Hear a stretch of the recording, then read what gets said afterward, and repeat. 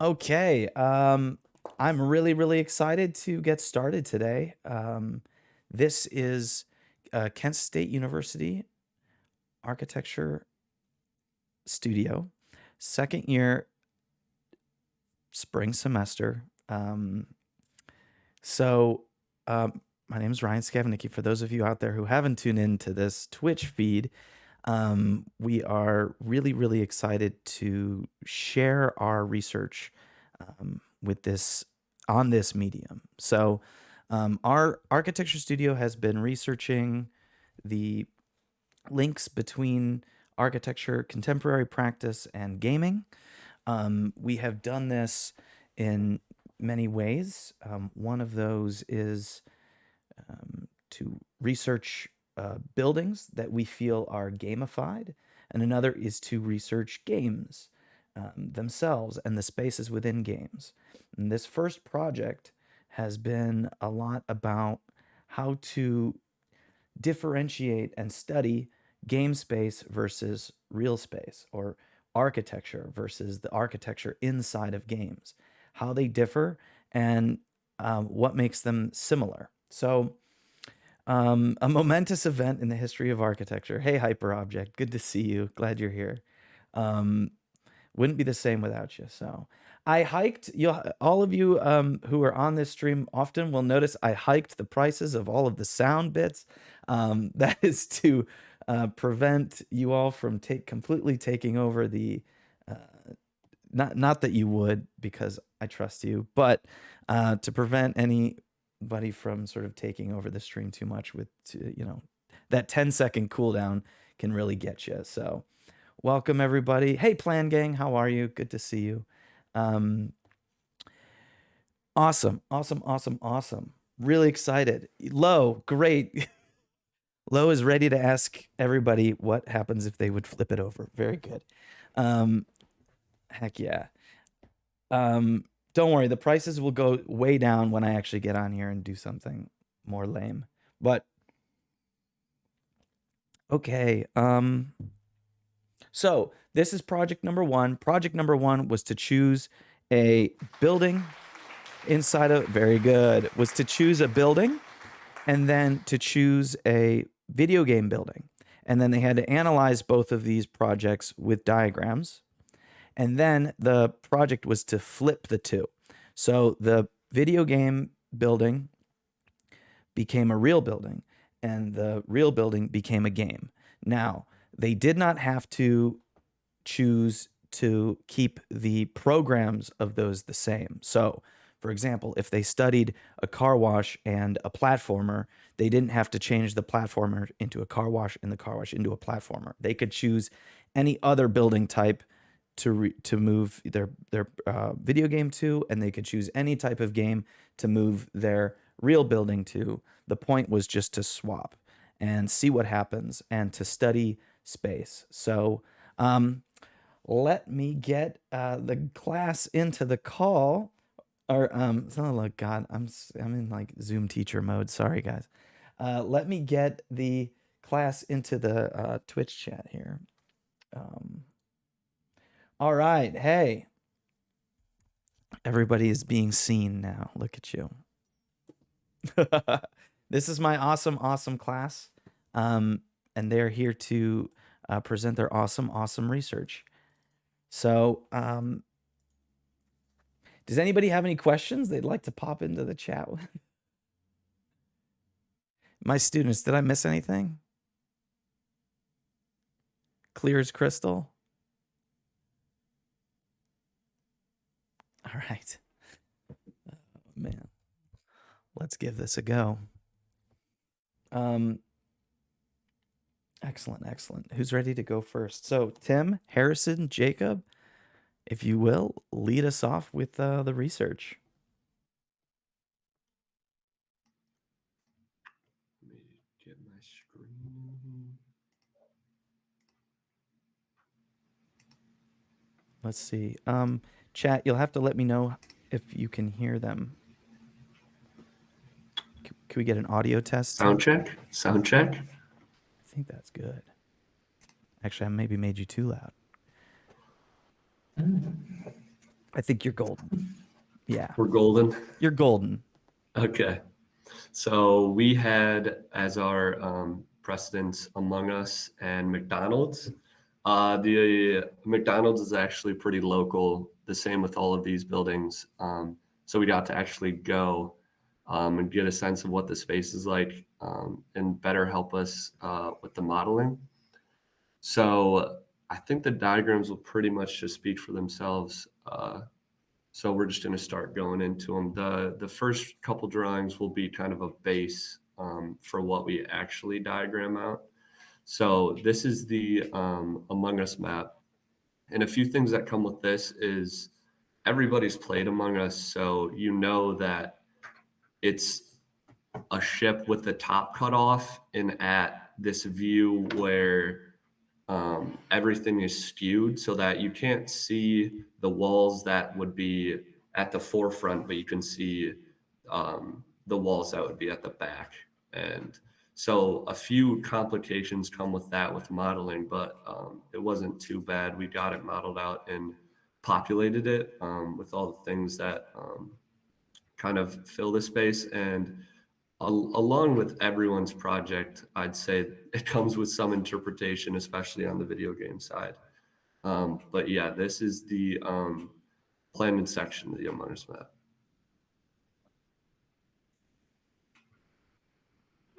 Can you mute? Okay, so this is the Us and McDonald's, which is pretty local to us. We actually got to visit it. So the Sorry. okay, should I just restart that? All right, so this is the Hudson McDonald's. We actually got to visit it. It's a McDonald's, very like 1800s style facade on the exterior. So there was a lot of interpretation that came in with the McDonald's, which is the bottom left part of the plan.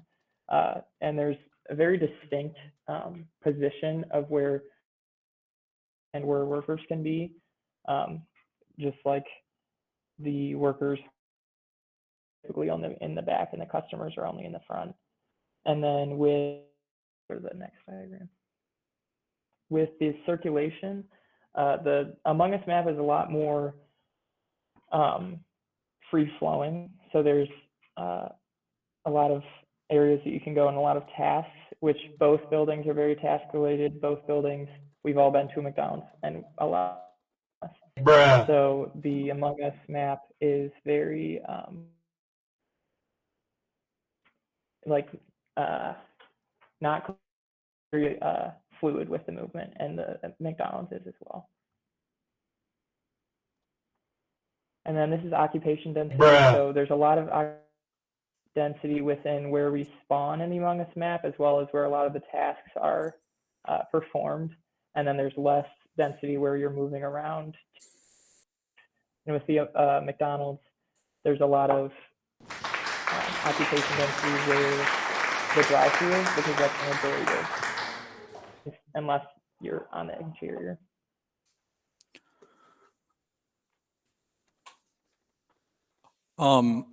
So I was in charge of the camera views. For those who haven't played Among Us, there's like several different win conditions. Either the crewmates do the task that they have been given, or the imposter kills all the crewmates. The camera views for the ship are just another way to observe high traffic areas. And for the McDonald's, we just mimicked, your typical security vision cones for just security purposes. We did a lighting diagram as well to show just artificial versus natural lights to help better explain where windows are and how some of the places that are more darker have to be more artificially lit than obviously just facades with windows to natural lighting.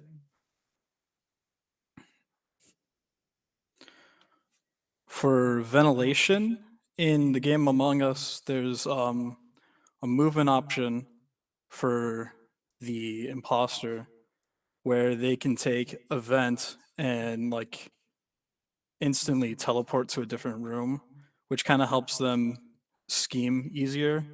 Which to the left diagram, obviously it's not like a realistic ventilation network, but it's like to help achieve that idea of just tooniness and the cartoon silliness.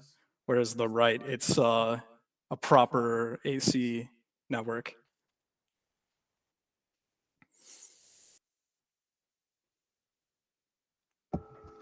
So you have the unsafe areas, and for both, it's kind of something that you don't think about, but Among Us, it's actually a part of the game. And it's places where there's a frame of view in Among Us. Oops. Sorry, hang on. You became muted real quick. There was I some weird can feedback. I can talk about it. I think, Tim, since you're next to Harrison, it was like. Anyway, go on. Sorry. All right. So in the game, the game has this fog of war effect where essentially the scenario, the area you exist in is represented, but you can't get like a one-to-one tell to where players are. So your vision is very important. In the game, there are obstructions that break your line of sight. These unsafe areas that we have marked are places that are just part of the scenario, part of the surrounding, but you don't have like great vision in these spots, essentially. These also mimic the vent networks. These also mimic the vent networks for the ship.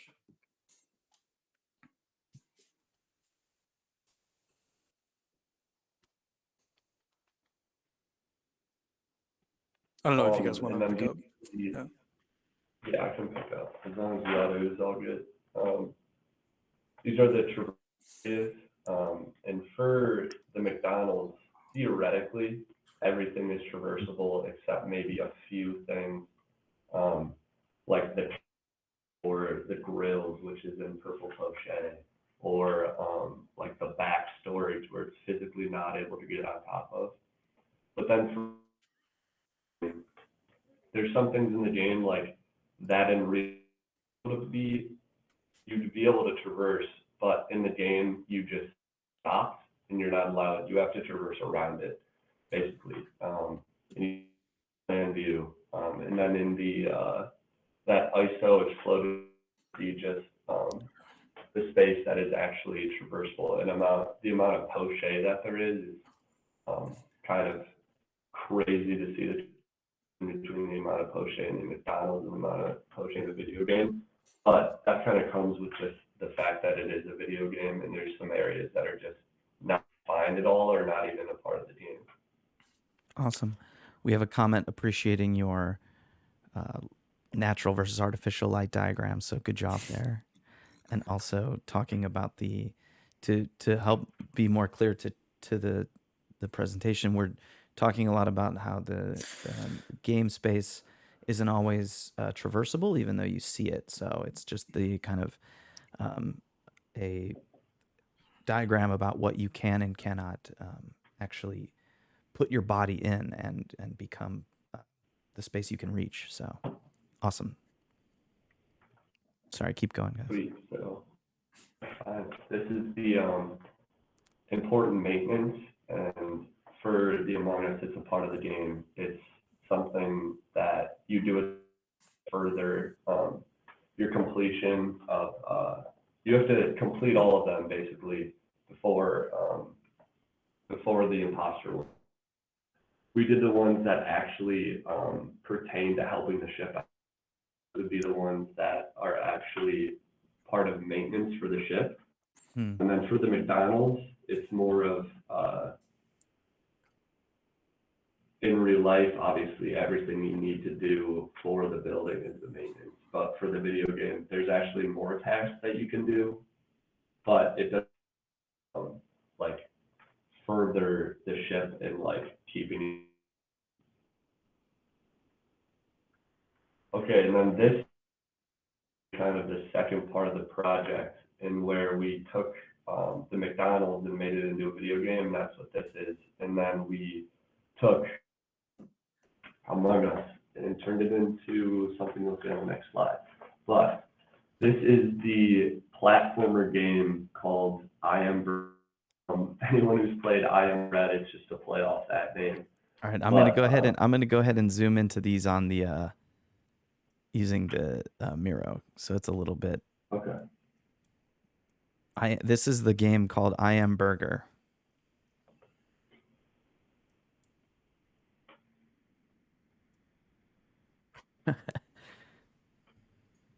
Go ahead. You can. I'm just. Okay. So we added power-ups in, we added enemies, we added a main character.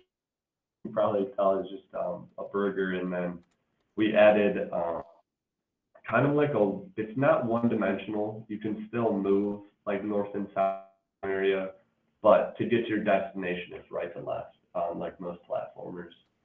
And there's 3 levels. It's kind of 3 different parts of the McDonald's into like a lane, because that's what platformers are. And then on the right, we have the renders from the inside, which then goes like out of the platformer, like in the 3 dimensions, to kind of show you more of what the game would look like.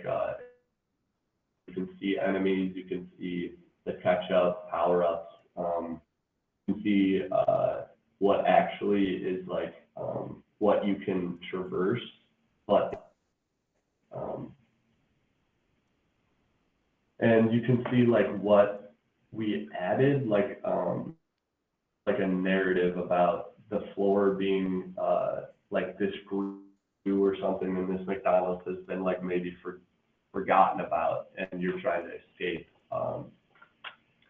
So we go on to our next project for the next building that we turned the Among Us into. So real quick, Okay, so what did this you render is- this in? Rendered it in Rhino to V-Ray. Rhino to V-Ray. So this is a burger escaping McDonald's. And are the enemies the Yeah. fries? There's fries, there's cups, and then we thought about how everything's basically coming to life. So one of them had this kind of huge render is like the furnace becoming an enemy or boss. The furnace becomes an enemy. Nice. The whole Miro is the whole studio. It's not just the one team. Yeah. Awesome. So that was the real McDonald's into a game. So now the game building into a real building. And we had a lot of conversation about making the game building into a real building make a lot of sense, but in typical fashion, we're actually turning the game building into a very, very normative building type. So go on ahead. So do you want to stay on Miro so that you can Yeah, maybe that's zoom okay. into the, yeah. Yeah. So this is a Are you on there yeah. Go now? ahead and tell us what this is. Okay. Among V, which is the BMV version Among Us map. So basically, we started with taking a program or a plan view of strip mall BMVs, because that's typically where they're at in Ohio, at least. And we took most of the from the Among Us map and placed them into the so it's sort of like a themed BMV with like the World War One render are wearing their uniforms, which are the like suits that the Among Us map people wear. And a lot of the off of the BMV comes from the Among Us map, but also like an actual BMV as well. And the Among Us map looked a little bit like an office building, like you could see the program of it kind of change into an office building. So that kind of influenced where we got the idea to change it into this.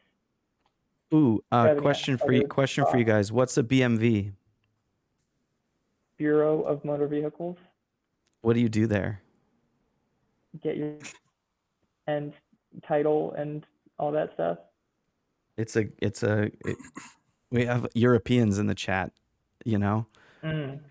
I thought that So was just a test of my knowledge of the project. no, it's not a test for you. No, it's how to explain a BMV Yeah, so I to our guess I could European friends. elaborate a little bit better. So And you why go isn't there it to called like and why isn't it called a DMV? that I don't know, but a DMV is department, so it's department. It's just Yeah. that's the government, I guess. Here in Ohio, the So yeah, BMV BMV. is called the Bureau of Motor Vehicles instead of the Department of Motor Vehicles anyway. But So basically, a BMV, you would go there when you're like 15 and a half to get your permit. You take your vision test, you get your picture,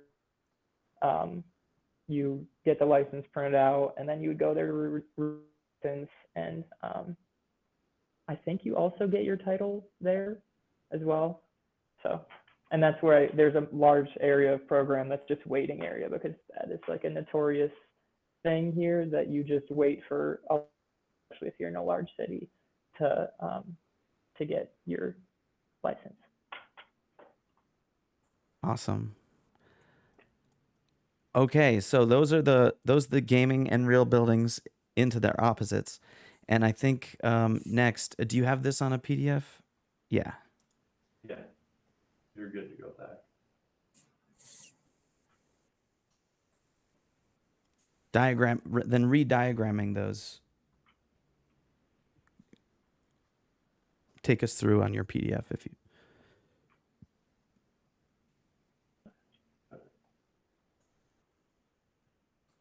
Oh, so this is the circulation diagrams again. So it's very fluid with motion because there's a lot of jumping, diving, moving, different boss levels and that kind of thing. And in the BMV, it's a lot more like linear again. Go to like 3 certain areas, and then you can go, but the majority of the building is in the one main lobby. You can there's other parts of the building that are movable as well. Love this question. Yeah, how did you make decisions about material and textures? Materials and textures. The BMV and to keep it, for lack of a better word, like boring, or I guess realistic. And then for the video game, it was basically just going crazy with them, because changing from the building, like you're using contemporary like objects, contemporary furniture. So adding elements of like, we added like barrels that were like pouring over, and then we added like the catch-up power-ups, and then threw textures on everything.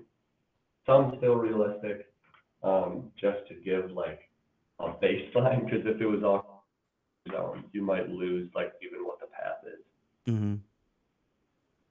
And I get a driver's license. That's pretty good. And then for this, again, just showing the rigidity and linearity of like the realistic, like real life plan platformer, where like you're gonna fall, like you're gonna do this part like 17 times and get these jumps perfect. So theoretically, like if you were speed running, you'd go this exact line too. So the circulation diagram in the game becomes more of like a speed run. Yeah. This is if you don't die. Yeah. Okay. And then kind of going off of the same circulation diagram with the video game, the most populated areas are those, it's like the areas that you want to be. And then if you can see, there's like red areas that are where you could fall, and like you would have to restart that level because that's like a zone that you would die in. So that shows like around the bosses, there's less density because you would stay there for less period of time before you move on to the next part of the level.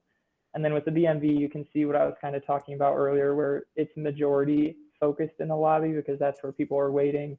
That's where they're coming in. That's where they're going up to the desk and talking to the workers there and getting all their license and everything. And then they would go into that top room that is a little more like it has more density in it, and that's the photo room that they would get their photos taken.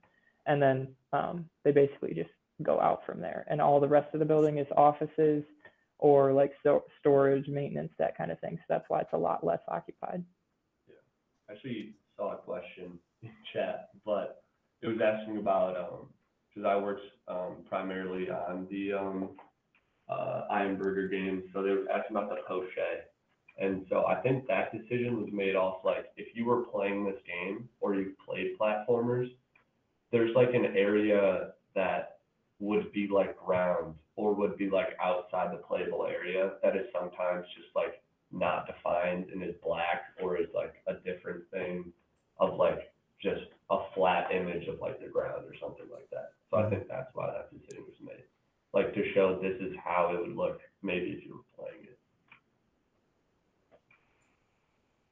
And I think the question about poche too for the Bmung V was about creating the building as being like that conversation was the right conversation to have, right? Like how realistic should we go when we're making trying to study the difference between a real building and a game building. So we wanted to take the poche and turn it into a realistic poche. And most of the textures into realistic textures, but they kept a lot of the kind of like you saw the sort of landing strips and stuff. The occupation density analysis, it was pretty much like, I mean, we had to invent it, right? We had to invent it, assuming the one on the left as the game view. We're assuming that the player follows generally some kind of route.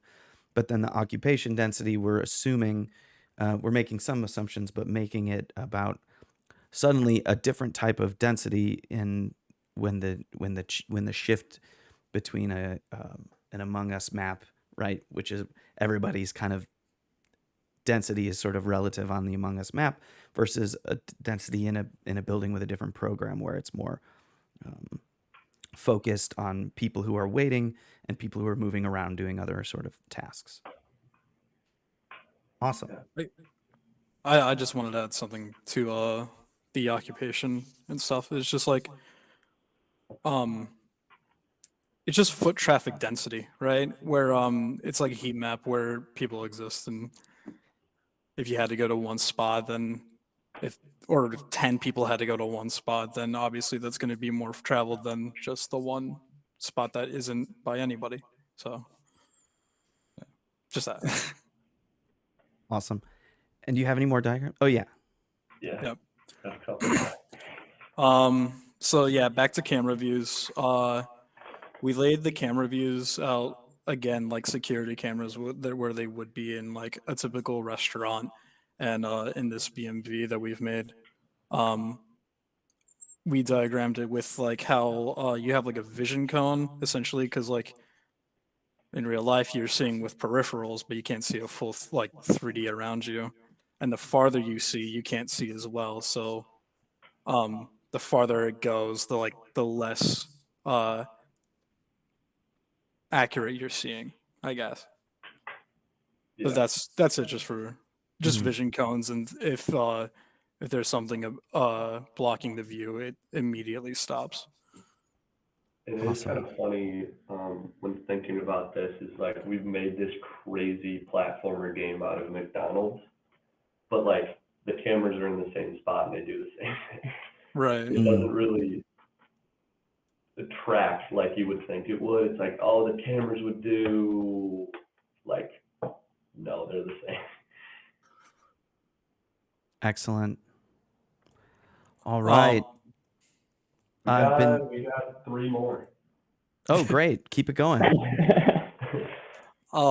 Yeah, so lighting it once again, it's just an idea to understand where the natural and artificial places are, how much that natural light bleeds into places with facades with windows and other places that rely on the artificial. And then for the lighting, same thing. It's like mimicking McDonald's, so the light sources are just typical light fixtures that you would see on the ceiling, and light the level. Mm. And then these are the unsafe areas, like we did for the original Preston Among Us. And that changes with the platformer because most of those elements go vertical, because and the whole ground's covered obviously, because that's where you would fall. So the elements that are vertical that you can see is like where you have to make jumps and where you might fall. And you saw that in occupation density, you saw that in like the traversable, which we'll see next. But then for the Among V, it's pretty much kind of goes back to the Among Us map again too, because it's just like areas of your vision that if you looked in a room, you'd only see part of it. You wouldn't see like the left corner of a room or something like that. It's just those corners that get viewed less that like feel unsafe. And same thing for like looking at the platform again, there's just some rooms that have bosses or there's unsafe areas that are around enemies, because obviously those are more unsafe. And then our last diagram is we have the traversable back from the Prestons as well. And the Among V is pretty much 1-to-1 to like the original McDonald's building. Like some areas where like there's only a few select areas you're not going to stand on or can't. And you can see in the section of the Among V, like everywhere is traversable pretty much, except for those places you see in the plan. And then for the traversable game area of the actual game, it's just pretty much almost character height or how high he can jump, and where he actually can touch elements that are in the game. So that's why it looks so sporadic and crazy, because the line going through the game isn't necessarily completely linear. Mm. Yeah, that's it.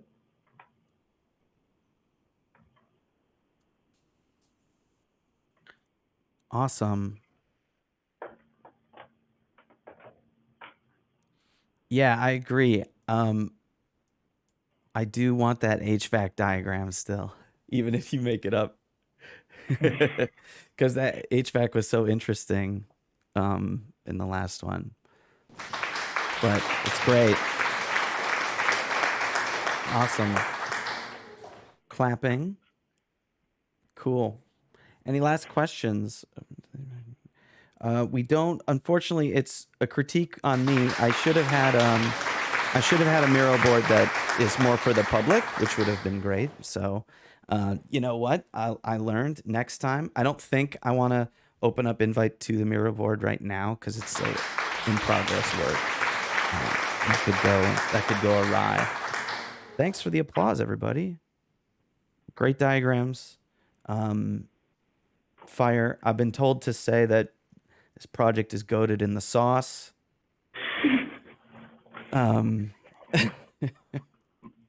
So, you know, it happens. Bruh. Great. Excellent. Love the axons. Thank you so much, everyone. The unsafe space view is a cool way to show how permeable the space is.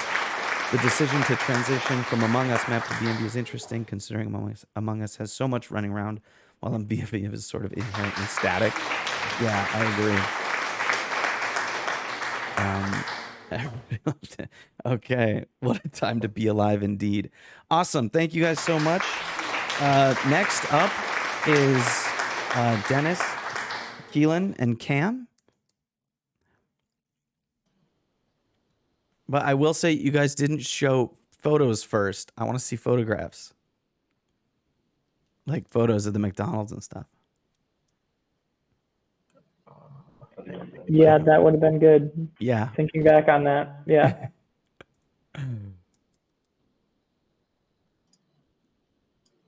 People want to know how weird this is for you guys when you feel comfortable, or unless, yeah. Like the Twitch streaming presentation? Yeah. I mean, Zoom school has taught us well, I would say.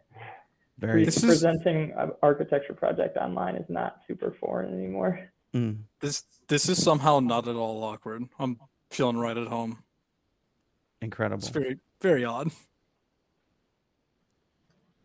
We, yeah, that's pretty much what everyone thinks you guys are legends for being here and doing this. So I agree. It's not over yet. That was only one group. They could be really bad. I'm just kidding. All right. I agree, everyone. They are awesome. All right, let's do more. We got 5 projects total, so there's 4 more to go.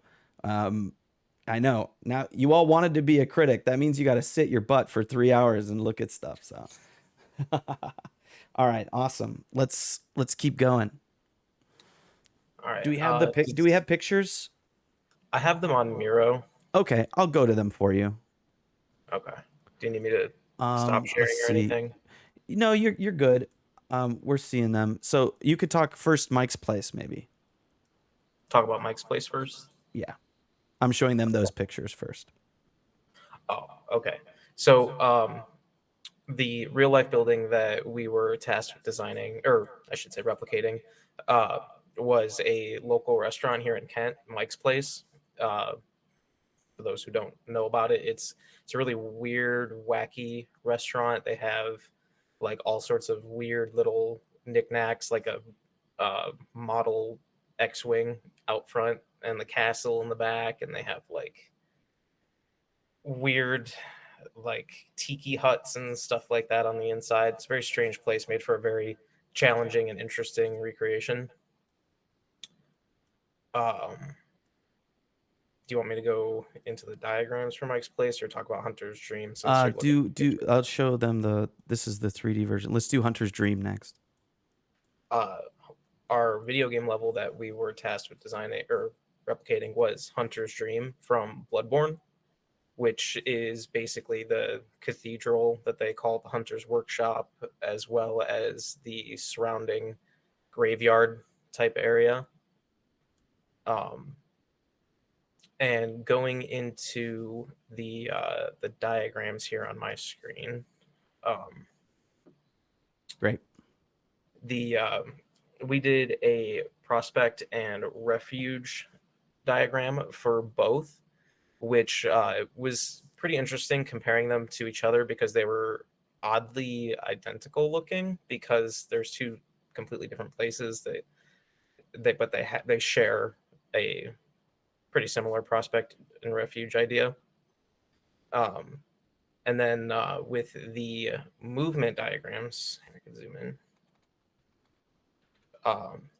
With the movement diagrams, one thing that that interested me when I was doing both the real life building and the game level that I never really thought of before was the fact that in a game level you kind of just spawn, you're there.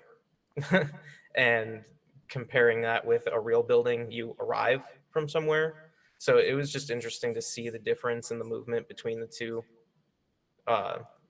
places.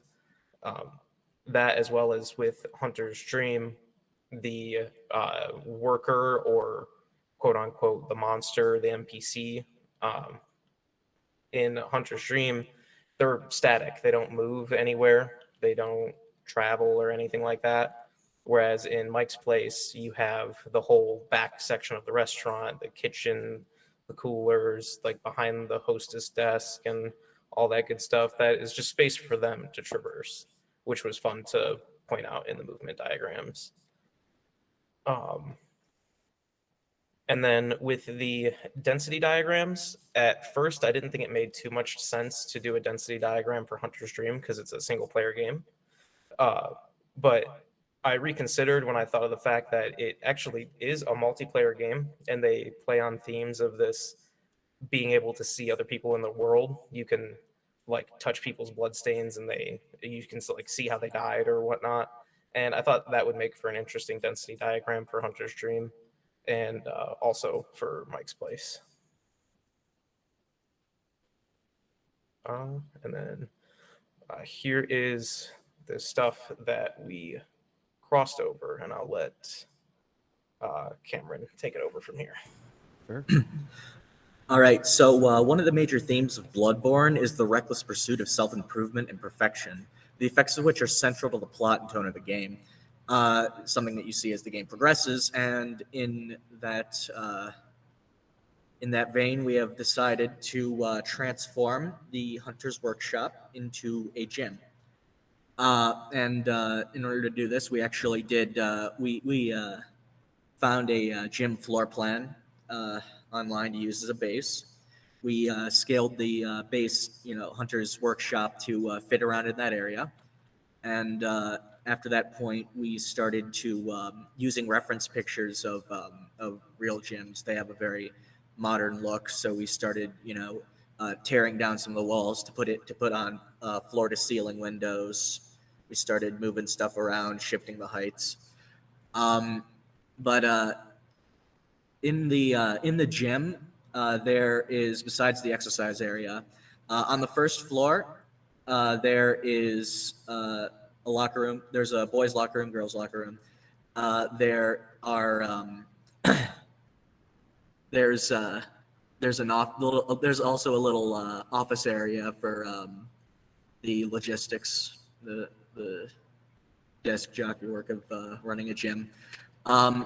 It used to actually be much larger, but I had to condense it down when we decided to put in a second story. And on the second story, we put in a smoothie bar and a massage area.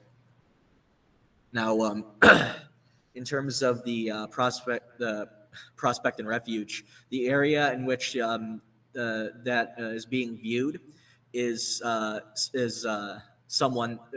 It's basically from the perspective of someone that's standing in the doorway to the exercise area. The prospect being the exercise area where the action is. And that's just where the core and interesting activities of the gym take place. It's generally where the interesting things to do and see would be. It can be seen from the doorway as long if you're in the middle of it, because the door's open. And behind you, behind you would be the refuge. The area, the entirety of that area is a space for you to prepare and recover from a workout. So it's an area that you can always go back to, either before the workout is done or just after the workout's done. It gives you a sense of security and of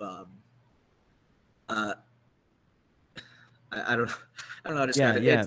It's Someone in chat said it's a smart move to have patrons looking for open equipment, right? Because you'd stand at the threshold of the locker room to your back and the equipment to your front. So I think that's a great prospect and refuge diagram. Thank you.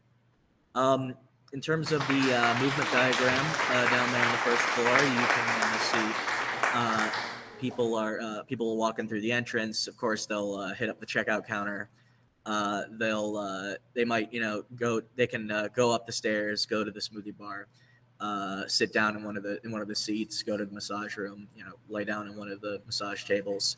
They can go to the locker room, interact with one of any of the lockers, take a shower, wash your hands, use the restroom, and usually it's more or less self-explanatory. The movement diagrams, it's just they're going to everything that you can really interact with. Now, in terms of the occupation or the customer, I can't read it. Customer movement density diagrams. I actually thought we were doing both the customer and the employees. Before I edited it down, I completely forgot to edit the second floor, but on the first floor I did edit some of it out. As you can see, the density increases around the general area of the paths that people would take into the exercise room and up to the second floor and into each of the locker rooms. Inside the exercise area is a general, aside from the very obvious, high density across the exercise equipment, there is a just general miasma around the entire thing. That's more or less to just symbolize the fact that people will, typically use more than one type of exercise equipment, but everyone's workout routine is different. So not everyone's going to traverse the same path and create as dense and as definitive of a density path as the one that leads into that area. There's a little bit of dots up, or there's a little bit of density dots up in the corner to give reference to the people that will typically stand around and wait for their turn on the equipment. Excellent. Now, I actually now there are, as you can see, like a few dots behind the counter and inside the office. I I did that on purpose because I didn't want to leave out the unhinged people that will demand to talk to the manager.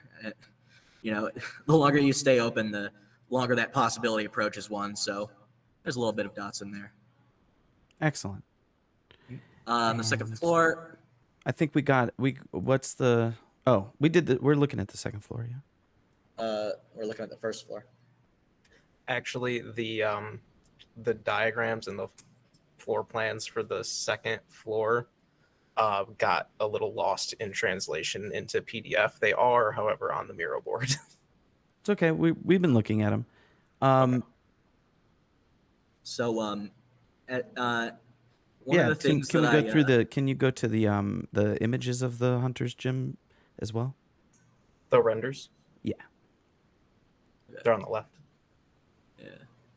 You can see there's a little exercise equipment. Dennis did an amazing job rendering these images. There's the point of view of someone ordering a smoothie, and there's the point of view of someone waiting in the interior of the exercise room. We got a lot of good comments. People are saying extra points for considering the workers, which is great, especially in the diagrams. Doth thee even lifteth, sire? Is a good one. But an interesting contrast to Bloodborne's reprogramming of a church into a killer's sanctuary versus a ground-up gym design. Exactly, because it's true that the church itself is being reprogrammed in the game, or it uses a church to looks like a church into a killer sanctuary, which is interesting. But a good question is for you guys to actually answer is, what are you using to make these diagrams? Are these simulations? Depends which diagram. Oh, the population density and the movement arrows. Yeah. Oh, that was done in Illustrator, I believe. The ones that I did were done in Illustrator. I tried to use Rhino, but it didn't really work out. What about you, Dennis? Was the question more referring to is where did we get the information from to make the diagrams? Maybe the simulation question, yes, but also just maybe just tell us a general process for that. But So for here, I'll talk about the original buildings a little bit. For the diagrams on here, the main source of information I got for like the way people would move and the density of people in the space for the game was just playing the game. I've played it through quite a few times. I have quite a few friends who have played it quite a few times. And then pretty much a similar thing for Mike's place. It's local here in Kent, so I've been to it quite a few times, and you get a feel for how the space is used and traversed.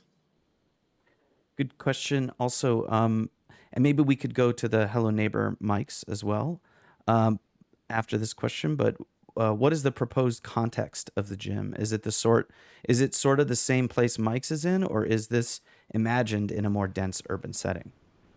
The size of the gym sort of betrays the setting. It's either located in a small town. There's, as you can see, there's not a lot of facilities. The surface area is quite small. Everything's a bit cozy, pushed together.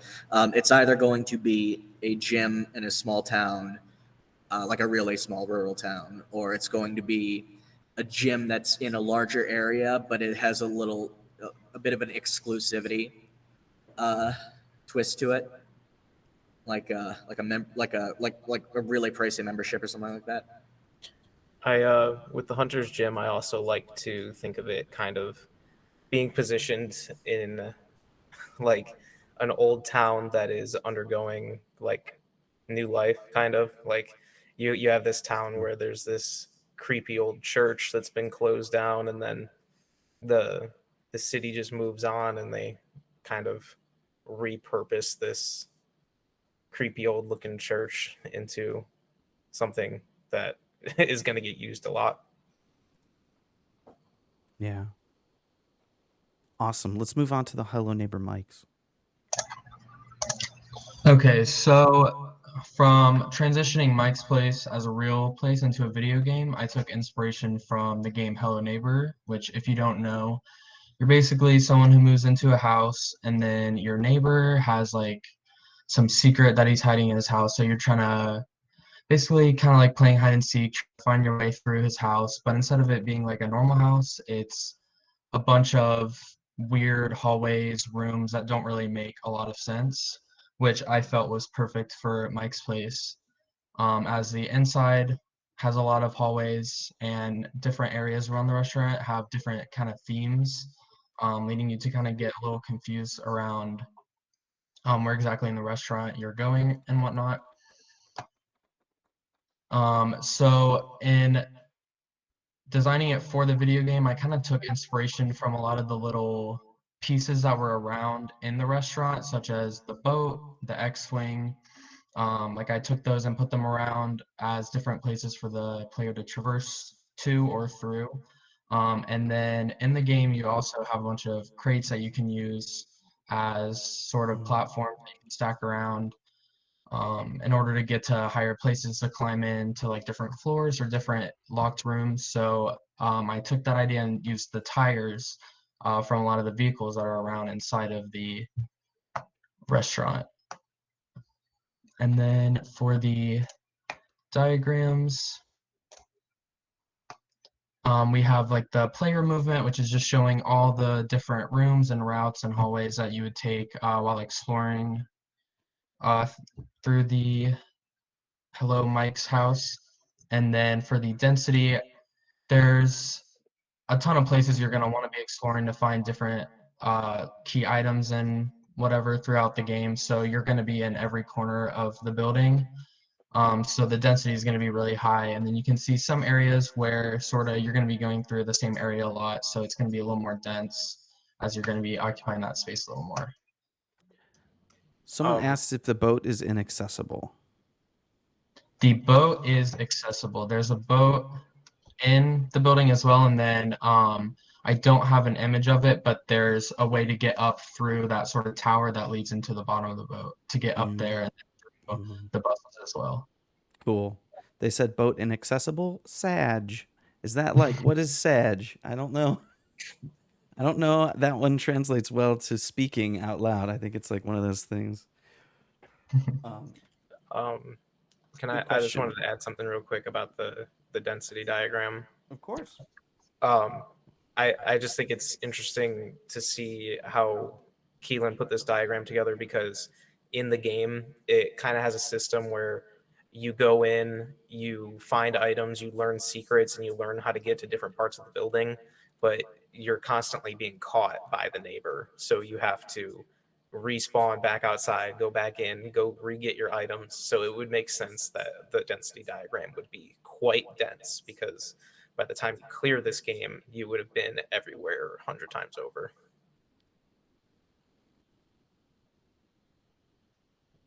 That was it. Awesome. Let's see. Love to see more exploration in section and vertical circulation. Yeah, I agree. Do you have a section drawing of this project? Plans. We have don't have another. We do have one section. The Prospect Refuge, we have that like without all the diagram stuff on it as well, which it should be on the Miro, I think. Yeah, my apologies. There were a couple things that got lost in translation to the PDF, but I do know that everything is up on the Miro board. Yeah, I'm on the Miro. Don't you worry.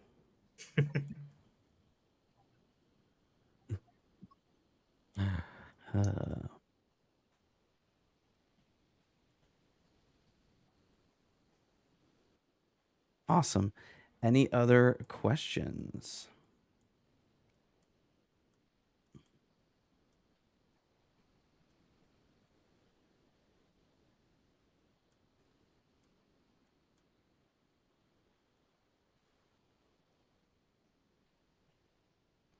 Jesse Gates had to watch an ad to get into a review. Welcome to the new world. Yes. You know, you wouldn't have to watch an ad if you subscribe, Jesse.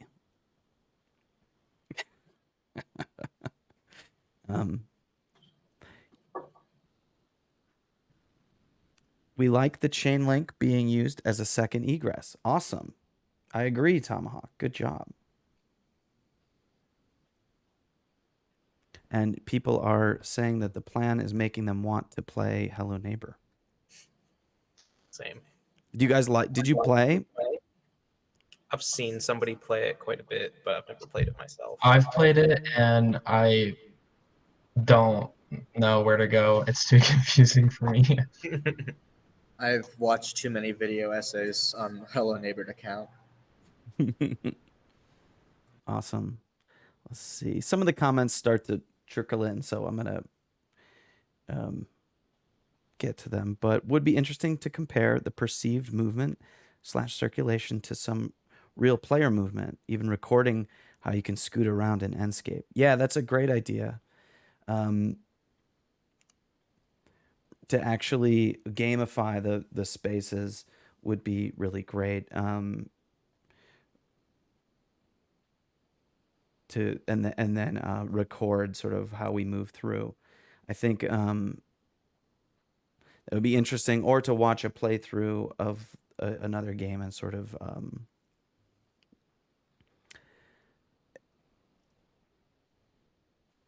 try to replicate it exactly. It was actually pretty interesting. Before we started working on the crossover, I took the model of Hunter's Dream up here and I put it into twin motion and put it in pedestrian mode and actually walked around it, and I kind of impressed myself with how like close it was to the game.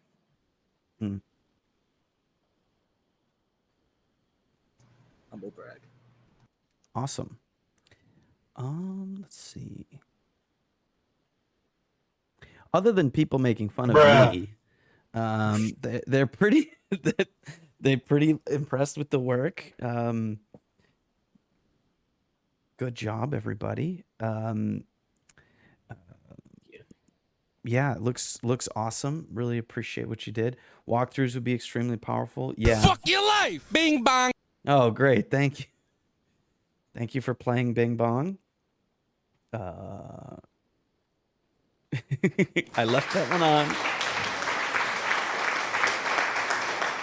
Yes. Oh, walkthroughs are a great point, Vanderbros, and I think that's a place where we might go as a recording to actually make videos like my previous studio did, which made sort of tours through their habitats. That way it was a little bit more of a first person movement. Awesome. Let's keep it rolling. I think the final comments are great. So awesome. Good job, everybody. Thank you. Cool. Color in the axons would have been congruous with the crazy elements of the Hello Neighbor mics and the Hunter's Dream. Agreed. Good one. Great work from Ed, the architect. Thank you, Ed. And let's move on to the next group. Matt, Adam, and Logan. And good question too. If it's based on Hello Neighbor, have you thought about using the fly around mode to see more of the space outside of actual gameplay? Do you want to answer that? I hadn't thought about that, but that Good would answer. be interesting. Yeah.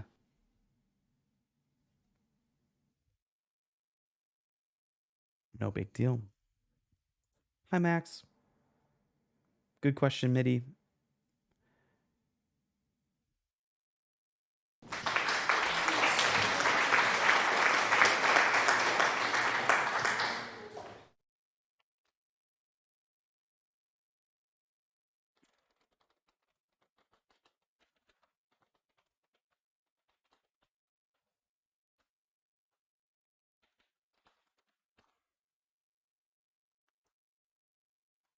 Excellent. Let us begin.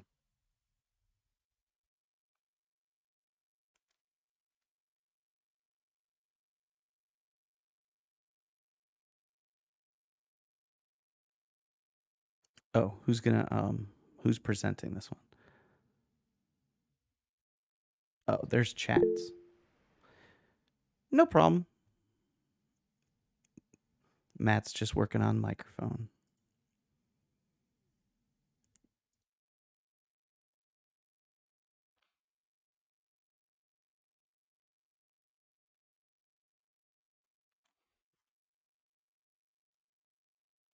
There are 3 more projects. So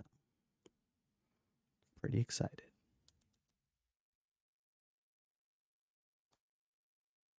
My wife.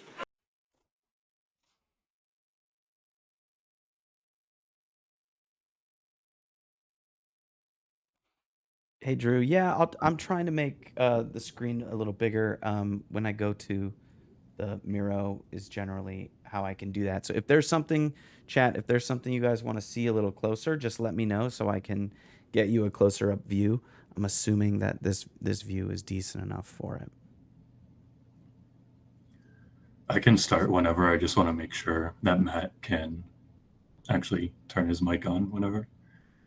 Oh, Because if he, I don't know if he can turn his mic on. it shows that you're muted in the program here, Matt, in the actual Google chat.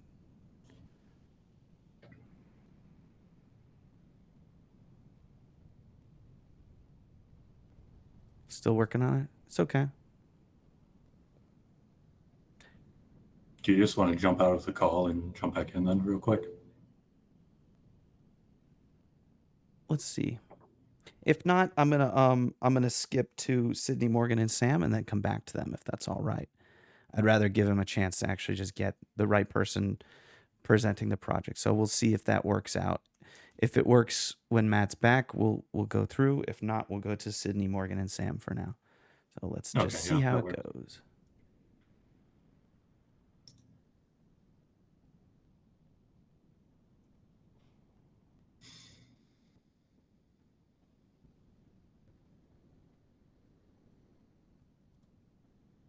I think it's on, maybe? Yeah. Yep. I don't know. When I switched to my headphones, the mic just cut out. No problem. Glad you're back. What?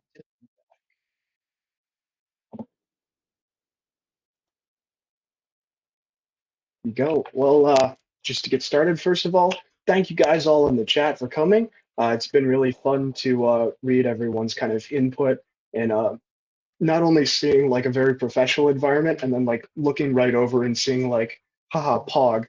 And it's a really neat canonical comparison. But uh, anyway, let's just get on with it, huh?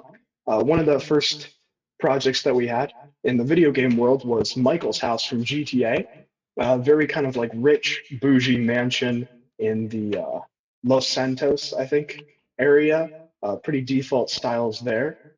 And uh, just have 3D model.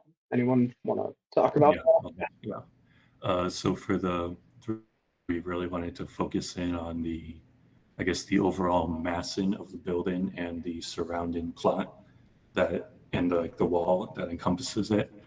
So even though some of the pieces aren't perfect, we wanted to make sure that everything was where it is, so that when we then moved on to the diagrams, we would then be able to, better represent everything and have everything accurately placed, even if we couldn't figure out how to get the model to be exactly perfect. But I mean, it was just a lot of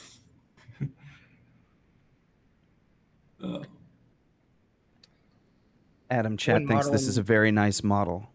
Thank you. When modeling this, you come to find out really quick that a lot of the space isn't actually used in the building.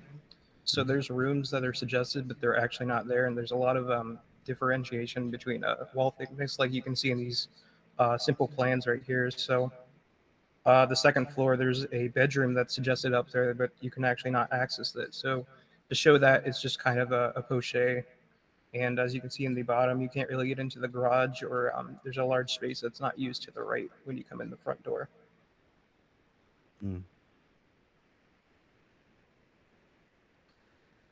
But those are the accurate plans, which is great. Yes. And then moving on, our real life location was the Stonehenge Bowling Alley. And when we visited, and it wasn't too crowded everywhere, but it was kind of interesting to walk around and see. So we have the pictures from our visit on the right side. So like the top shows kind of the main entrance on the left-hand side, and then the arcade is kind of dead center. And then the second photo shows the arcade on the left and looks more at like the bowling lanes and the columns, which were kind of one of the more unique items in the whole building that we kind of wanted to focus on in the model, were the columns and like the also like the bowling return system, which we have on the next slide. Sorry, hang on. I'm going to your photos a little bit in the Miro just to get them a little bigger. This is the Stonehenge Bowling Alley.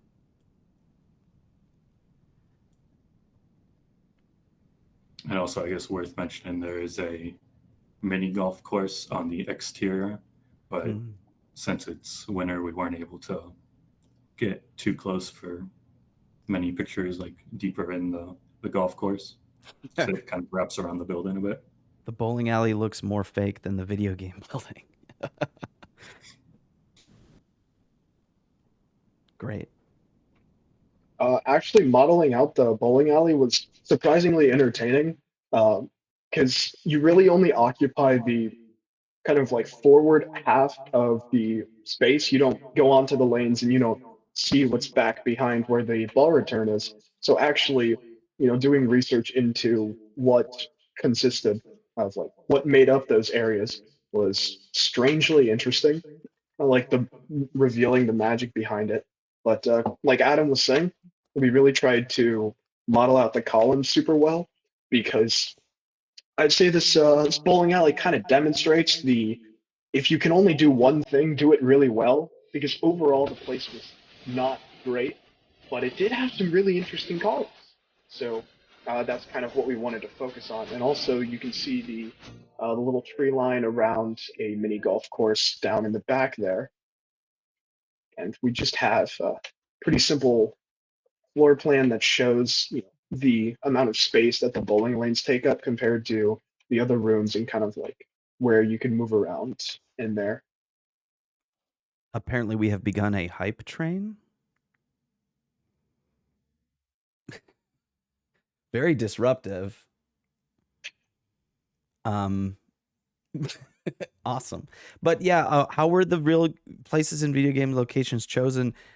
Dice rolls is accurate. We rolled dice for some of them because we had a list of different things. So thank you very much for that. Sorry, guys, continue.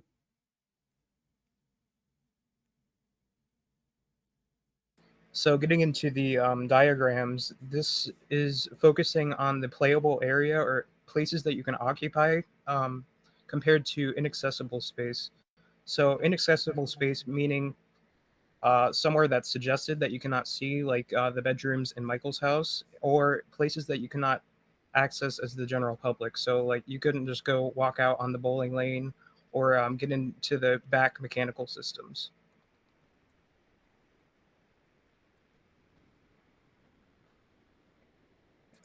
So this is a activity map that we kind of took a little liberty from the GTA game from. So the question marks just representing where a quest or activity could start. Dollar signs, of course, being like stores or places to buy things, and continuing to go down the line as you can see there. And it's just kind of mapping out where you could do different things if the bowling game or bowling alley was like a game, or kind of going through that transition process into real to game. So I'm going to zoom into these a little bit more. So this is access in both next to each other. And then these are the activity maps.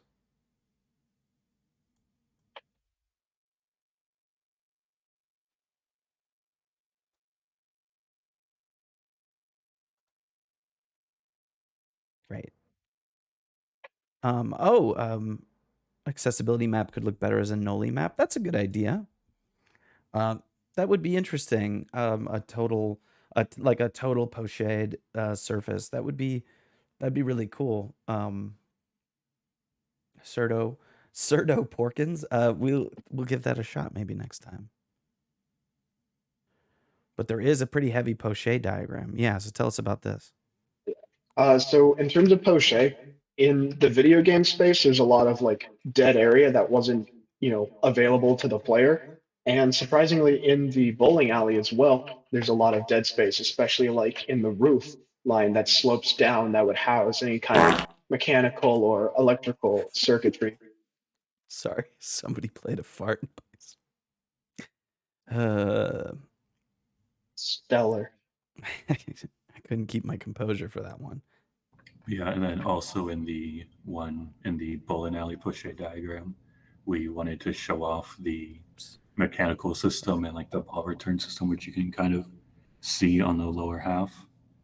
And then kind of looking again at the video game house, just kind of looking at like we wanted to capture the depth of everything and how there's a lot of open, I guess, just archways in the house that allow you to see through to the back.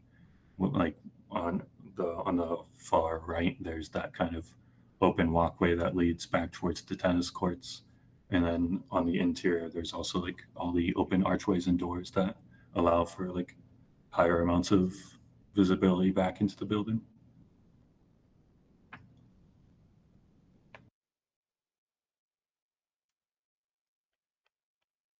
Another diagram we wanted to represent was the circulation in terms of customers versus workers, or in terms of player versus NPCs. And in the bowling alley, there's a lot of set routine, as well as in the NPCs, as they just kind of like go around a specific track. Whereas in both cases, the customer or player and kind of go wherever they want, although usually hitting certain areas as where shops or activities or various different locations would be.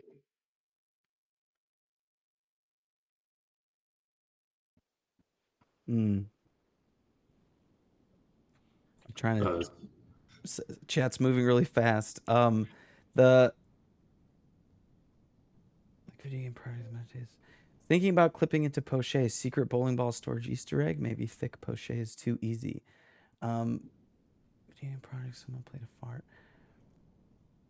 Awesome. Now let's keep going. Okay, so with the prospect versus refuge in the bowling alley, it was just we wanted to take it from the perspective of someone who's obviously just bowling at the lane. But then when we looked at the house, I kind of wanted to use the location to my advantage and how it has the sight line over all of, I guess, Los Santos. And it's up on the hill and it has the view kind of down the street. And so looking at the one second floor bathroom, kind of using that window that faces towards the downtown area to capture how it's kind of, there's a lot of views on from the interior to the surrounding areas.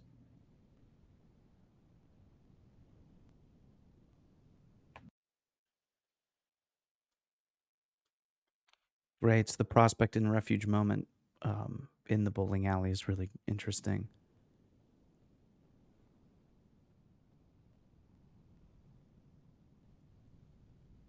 In the video game, is the view inherently enjoyable, or does it just illustrate the wealth of the house? Can you really enjoy it? Great question, Max. What do you guys think?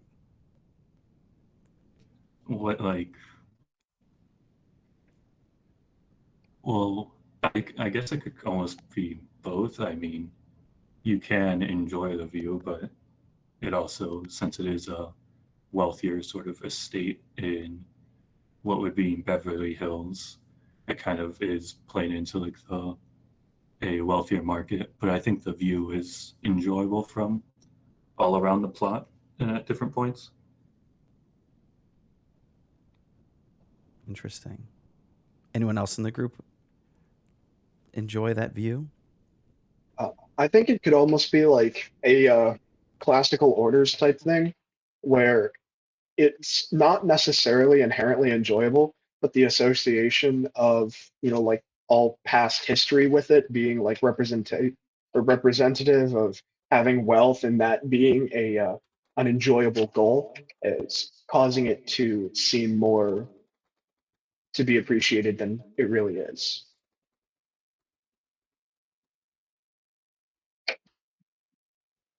Oh, I think that bowling alley slope is a little weird in the section.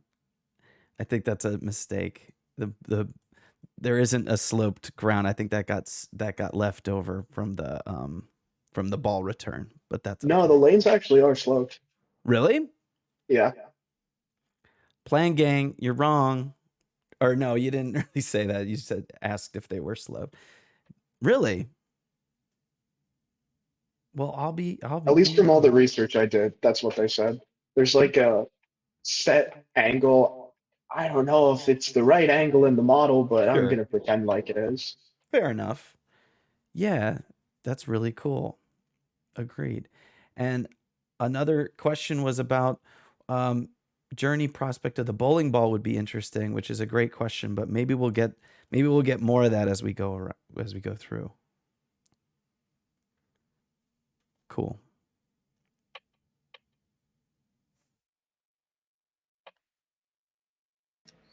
So for these diagrams, we tried to diagram sound and interactions that we had personally in our travel to the bowling alley as well as playing the game.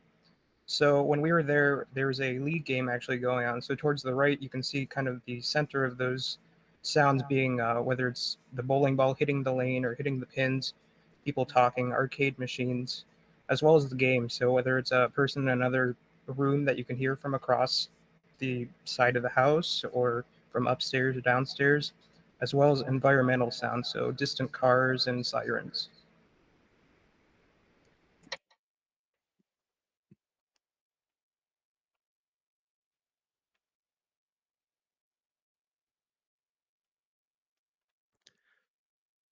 As I think you got you did a hype train on your work. I think that means you get 10,000 points today. So congratulations.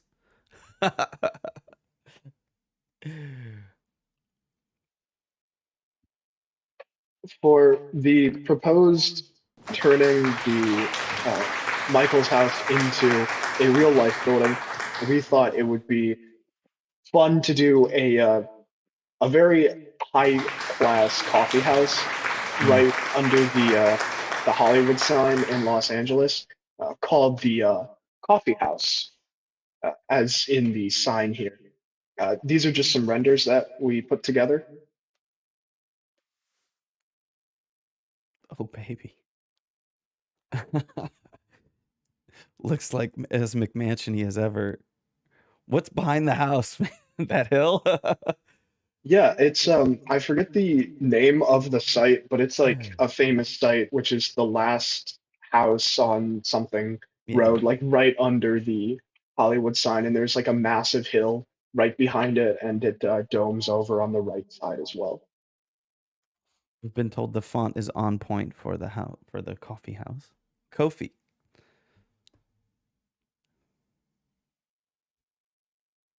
Here are some interior renders. Bruh. We wanted to keep the kind of rustic material aspect while still being modern. All the colors used are also colors that are used heavily in the GTA games, like the blues and greens and tans. Uh, Pretty basic plan and section, but it kind of shows the progression through the house and how it was changed from being a video game to a real space. there's a main entrance area, and then you walk under the stairs, and that's where you can order. And then over to the uh, right is just picking up your coffee or your drink, uh, and then just a little seating area on the inside and a seating area on the outside as well. So we kind of, I guess, ended up at the coffee house idea because when we were doing research, we found that a lot of, at least the European and is what I was looking at, and probably the American ones, the ones too, a lot of their focus is on the seating like outside of the building faces away normally, so that like your back is to the building and you're looking like out at on the street and like at the landscape. And so with this being like right next to the Hollywood sign, and then I guess the in-game precedent being in Beverly Hills overlooking the city, we kind of figured it would be a good connection to make between the, I guess, the coffee house idea of facing away and like enjoying the landscape while you eat and drink, and then the, I guess, the in-game parallels that were there. We have that people like the size of the material mapping, but they say it is a little too big, it feels, which is interesting. It feels more like a wine cellar in that instance. But another great comment is that the graphic scales for the virtual presentations, and that's absolutely correct. A great job including those. I agree. So the scale is really awesome. Beautiful sections. They like that it's too big. They like that it's too big. They want very clear about that. Yes. Awesome. So with the, I guess, taking the bowling alley and turning it into a game, we went through a lot of ideas for games originally, and we kind of ended up here at the sort of tower defense game because we wanted to change the scale from the person to something more like focusing on the, I guess, the view of like a pin. And so we kind of eventually took that idea and ended up at a tower defense where each like, I guess, each enclave and like lane in the structure represents a different room and aspects of the original precedent building. And so we have like a mini golf level, an arcade level, a bowling level, a billiard room level, and a pinball level.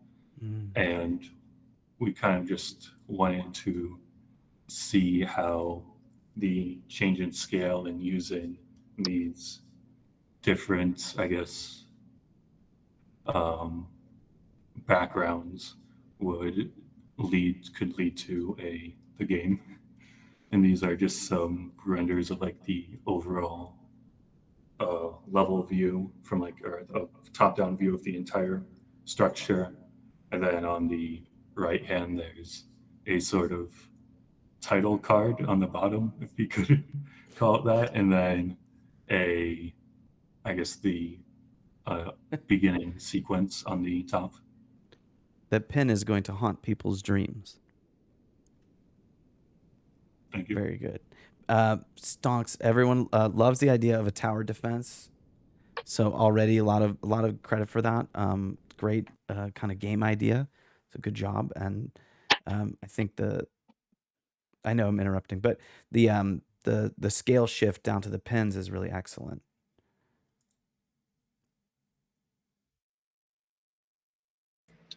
So when we were making a tower defense game, we wanted to include sort of classes inspired by different weird animations you see when you get strikes and stuff. So as you can see there's Bowling Pin Brent. He's basically the heavy class, so he has a lot of health and he's a super powerful pin.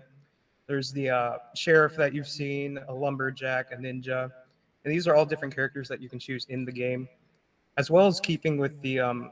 We wanted to kind of keep a neon theme throughout the whole level, kind of inspired by the neon lights at the Stonehenge bowling alley. Excellent. I'm going to zoom in on some of these.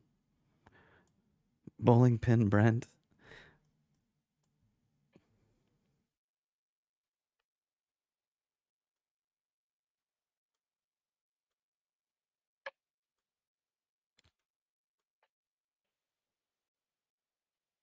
I think a little Easter egg, I guess you could call it, that Sure. we did in both of these models is we used elements from GTA in the bowling alley, and we used elements from the bowling alley in the new GTA thing. So Mm, like the cans of soda are from the the GTA games, and the pillars supporting the coffee house sign are the pillars from the bowling alley. nice. GTAception. Yeah, I think that's great. So these are the So new yes, diagrams, right? once again going back to the idea of inaccessible versus accessible space. So as you can see in the tower defense game, there's really not much space that you can actually go into. It's more of the center that you're trying to defend from the exterior space that you're looking out onto. And for the coffee house, it's mainly where you could be as a customer to study, drink coffee, compared to where the workers would be in the kitchen.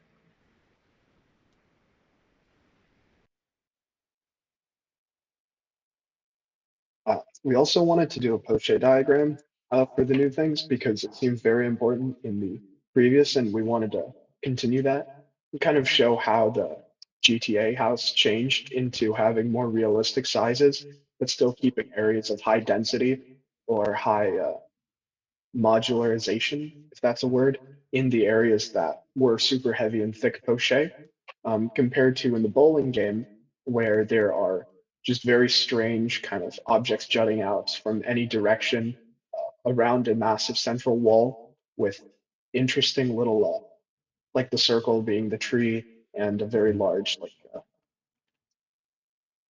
8 ball kind of arena, all coming together to form like this strange space.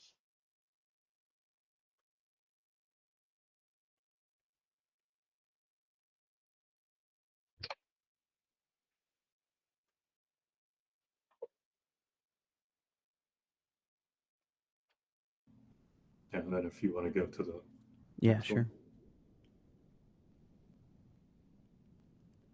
one. So kind of in a similar vein to the original precedent, the one of the ideas within the coffee house was that there would be these sort of we would repurpose the balconies, which in GTA are normally inaccessible, but we wanted to repurpose those and make those like smaller study spaces that were more private and kind of had what could take full advantage of the views as opposed to being on the interior. And I guess on the second floor there were like the study with bookshelves and such, but we kind of wanted this separate area to get away from all the busyness of the interior.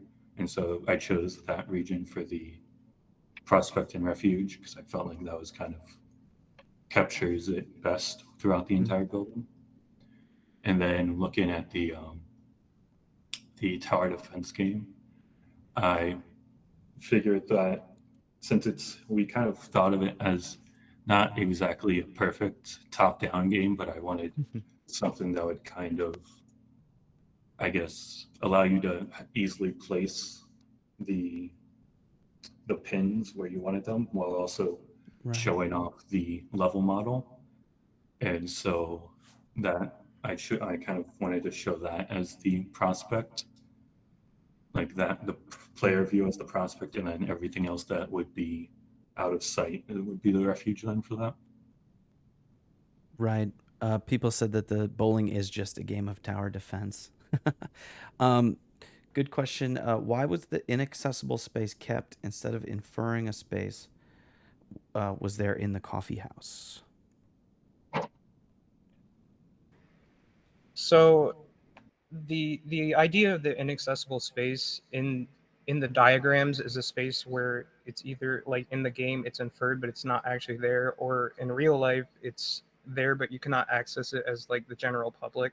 Mm. So for the coffee house, that's mainly representing a place where you couldn't just go back into as the general public, but it's more of a space that's kind of reserved for the workers of the coffee house. Gotcha. I hope that answers that question. Yeah, I think so. Bowling pin panopticon. Very good. Very good. Awesome. I'm just gonna go to some more overalls.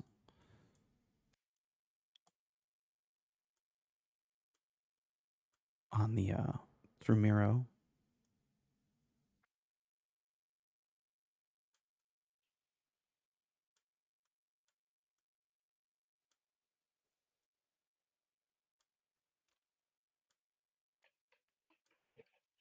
Yeah, I think the tower defense was great. Great choice. I think the way in which this operates and has poche is really nice. Organizing the tower defense game like this, like with from multiple angles with you at the center, I think was really an interesting choice rather than have it like all marching at you in one direction. That way there's like a different directionality to the room. I'm wondering how the POV of like the game actually works. Like, is the game top down? Like, is this the actual gameplay? Like, feels kind of like a mobile game. But I think that could work, but also One of the things we were thinking about for that is having yeah. almost like a Fire Emblem-esque shift, where Mm, it's a top-down game when you're placing the pins and stuff and setting up, and then it shifts from to going to like the pins perspective. And you see the balls coming at you and stuff like that. mm, Yeah, and also each lane would be a different level, so it would just kind of be focused on one lane at a time, and then that would be kind of like lit up and have all like the screens and electronics going while you're on that level, and then it would turn and like kind of just shift over. gotcha. I think a good comment. The tower defense is great. The coffee shop is a bit too respectful of the original architecture. Could bowling be used to make the house strange in critical ways? I think it's a good comment. Like, kind of maybe it's a little hard to see the transition between house and coffee shop, so maybe that was a little tough. But it's still really different. I think like scale shifted a lot in that one, and a few other things maybe harder to tell. Maybe it'd be interesting to do a side by side of those. But awesome, great work, guys. Great, well done. House, then you freak it. Yeah. Can you bowl down the stairs? Oh, good point. Gurney Flap, I love that one. Can you bowl down the stairs? That's good.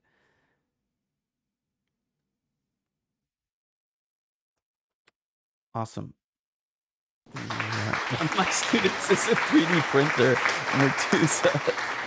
Mertuza is a real student, I promise.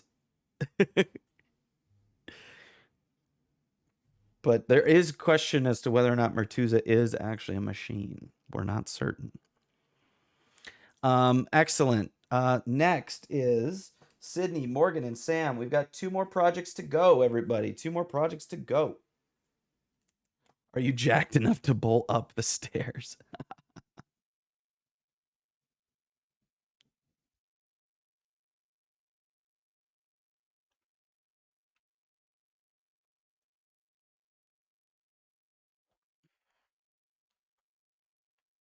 Morgan, it's been suspected that you have the drip. Well done. Yes, kisses. Aha.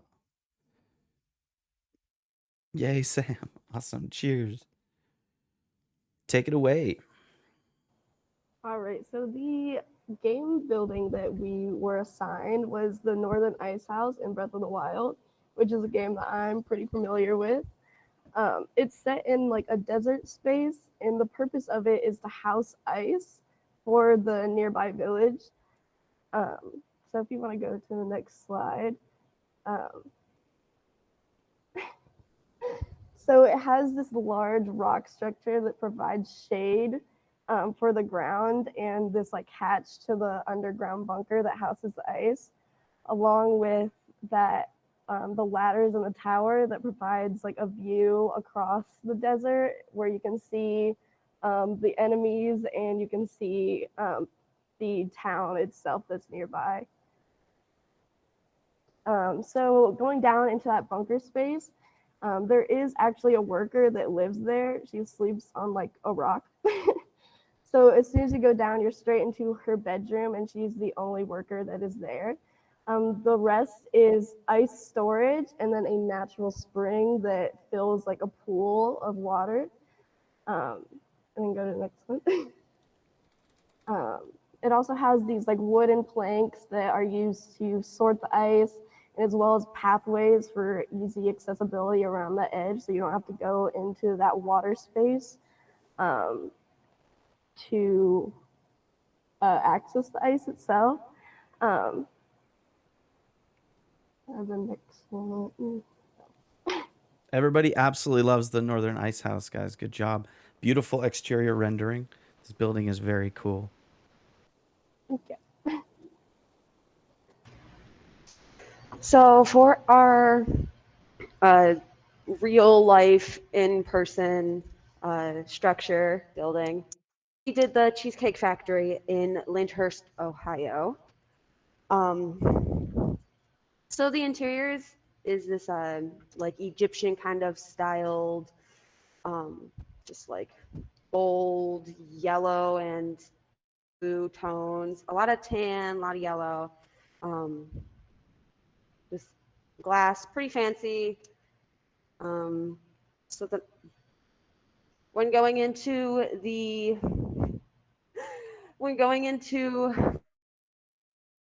which is the program we used to model this, we took everything from the outside and threw it on, built up all the walls, that kind of stuff.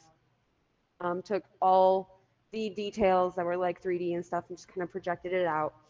Came up with this kind of facade. This is from the front where the parking lot is located. At the back, there's a whole bunch of stores and stuff because this is located in a lifestyle center. Just has like a whole bunch of like stores. It's like an outdoor shopping mall. So for the plan, there is a pretty large dining area. A lot of people do go here a lot. You walk in and you go into this entrance. There's two doors, one right here and one right here. You walk in, go through another set of glass doors, and then you're at the lobby with the desk and check-in area, that kind of stuff. Then you're looking to the right, and there's this bar. It's like really pretty, kind of looks how like tropical in a way somehow. Then you have all these like booths and tables. You also have the kitchen and the storage at the back, along with the restrooms, kind of tucked away in like a little like art like room. Mm-hmm. So here's the populated floor plan, where you can see both the booths and the tables and just how many tables and chairs and everything actually is there. So yes. All right, so moving into the diagramming, These are great. we got, I'm gonna try to make these bigger. So I'm gonna go to where are we?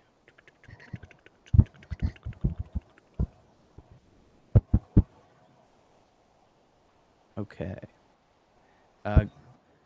Cool. all right, so this diagram is worker and player paths along with conflict points. So the orange line is the worker path, which is, I just realized I messed up the colors in that one diagram, but That's okay. So they're messed up, but so the worker has this section in the cheesecake where they primarily are. But as soon as the other workers come out, there's a lot of conflict between the customer and the waiters and the bartenders and the hostesses. So those areas are marked in the X's where those are like primary walking spaces for both of those parties. And then for the ice house,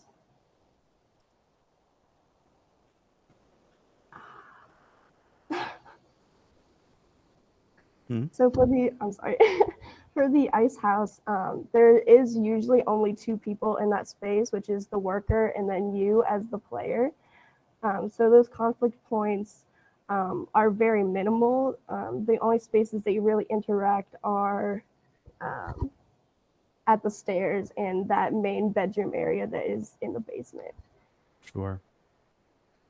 The next diagram is the prospect and refuge diagram. So I don't know if you remember, but it has that large tower at the tip of it. That is assumed that the worker goes up there to get a prospect of the area surrounding. And then that refuge is that basement area. And then for the cheesecake, the prospect and refuge is kind of confined within itself. The refuge is you yourself in that your seat, and then the prospect is those domes and columns and the vastly decorated areas within the space. So this is a density diagram. The main density for the Cheesecake Factory is the entrance and the lobby area. And then as it spreads out across the dining area, the dots become more centralized to your seats because you're not moving around as much. You're sitting there eating your dinner.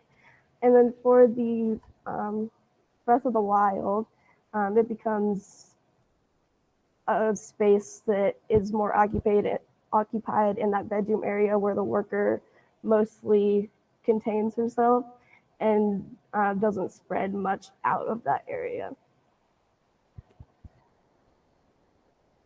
And this is a lighting diagram, which lighting plays a big part in both of these buildings. If you've ever been into a Cheesecake Factory, it's pretty dark. It's kind of hard to read the menu. So in those dining areas, it just has like a light wash of yellow that is almost kind of dark in the corners. There's almost nothing there.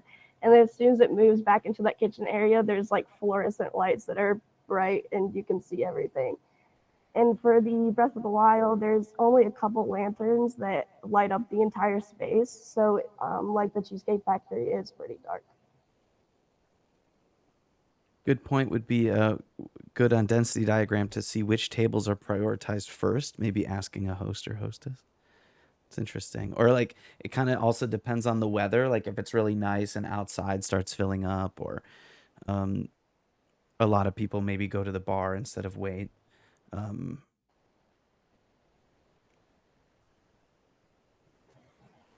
I think it's interesting also that the Cheesecake Factory tends to internalize both prospect and refuge with its ceiling height.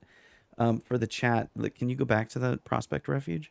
For the chat, I mean, we had a lot of conversation as to like what exactly prospect and refuge meant in a restaurant, and I think this is probably one of the most interesting diagrams where the idea of the faux ceiling, or this immense ceiling height that everyone's talking about, that it looks ridiculous, also sort of internalizes that feeling that each customer might have of a prospect. Like above you looks like open space. It's actually not painted necessarily to be ceiling. There are windows.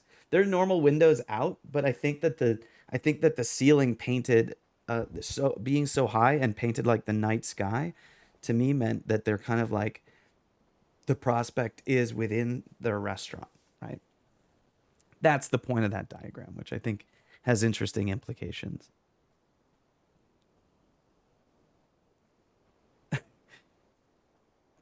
Chill Bill says, hence, in place of the hierarchy of specialized workers that characterizes manufacture, there appears in the Cheesecake Factory a tendency to equalize and reduce to an identical level every kind of work that has to be done by the minders of the machines. Jesus. Well done. Okay. Like Vegas, but a restaurant. Yep. Smiley on cheesecake. The Cheesecake Cave. Yes, exactly. Plato's cheesecake. All right. Now, what did you do with this? All right, what's up, gamers? So I wanted to. So we turned it into a gas station.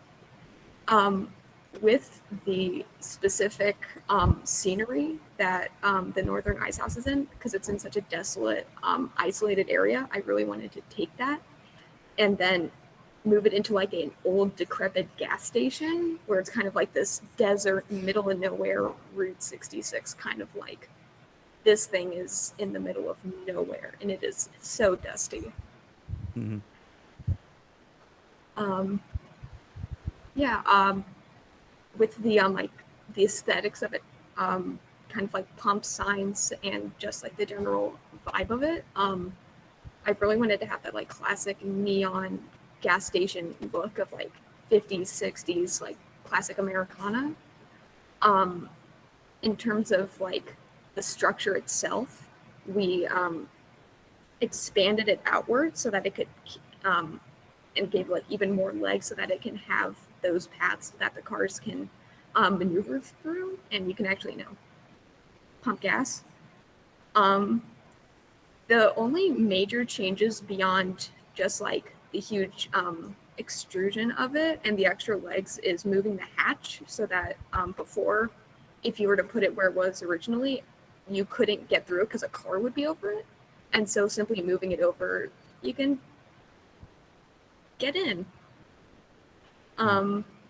So the addition of parking, it's a gas station and it's a convenience store. You gotta park.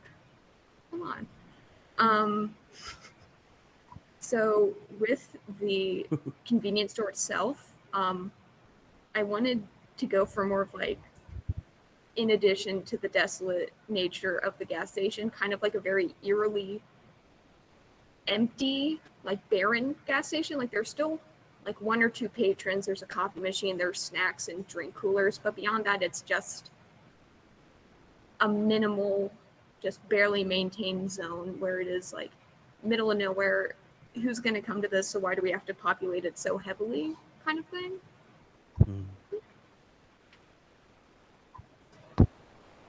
So for the section itself, the main difference between the first and the new one is before there's such a kind of organic, natural sense to the rocks of the below area. And then now we've taken it and we've meticulously kind of boxed it off to make it have room for like the bathroom, the all of the aisles, the checkout, and the area you're able to go up to, and the elevator included. So it's just now much longer, and it can now have all these inhabitants hanging out. Excellent. Cool. We got some good comments. People love the Cozy Cone Motel vibes. We love an Edward Rouchet style rendering for this, which I think is great. So look that up. I will. Pink rims are sick. The gas station is inspired. That reminds me. Yeah, sorry. Go ahead. Oh, sorry. No, you're all good. Reminds me of Overwatch Route 66 with the intersection of geologic formations and mid-century consumerism. Ooh. And very well captured vibe. I like that. Section is so sick. Great contrast and white space. Maybe your heavier cut line even. Precarious signage. Precarious workers. Overwatch dead. Obviously, the big honkin' rock is very unique. The description of the functional retail space was on point. Great. Big honking rock.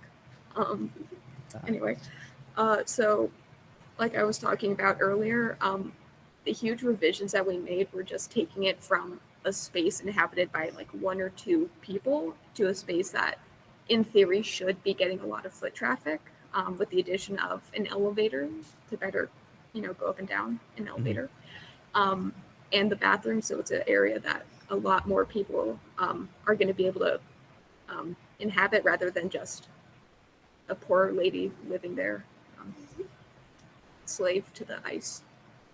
Hope she's unionized. So yeah, everything I just talked about goes here. This is just it populated with all of the furniture and the aisles, coolers, restrooms, and whatnot. Mhm.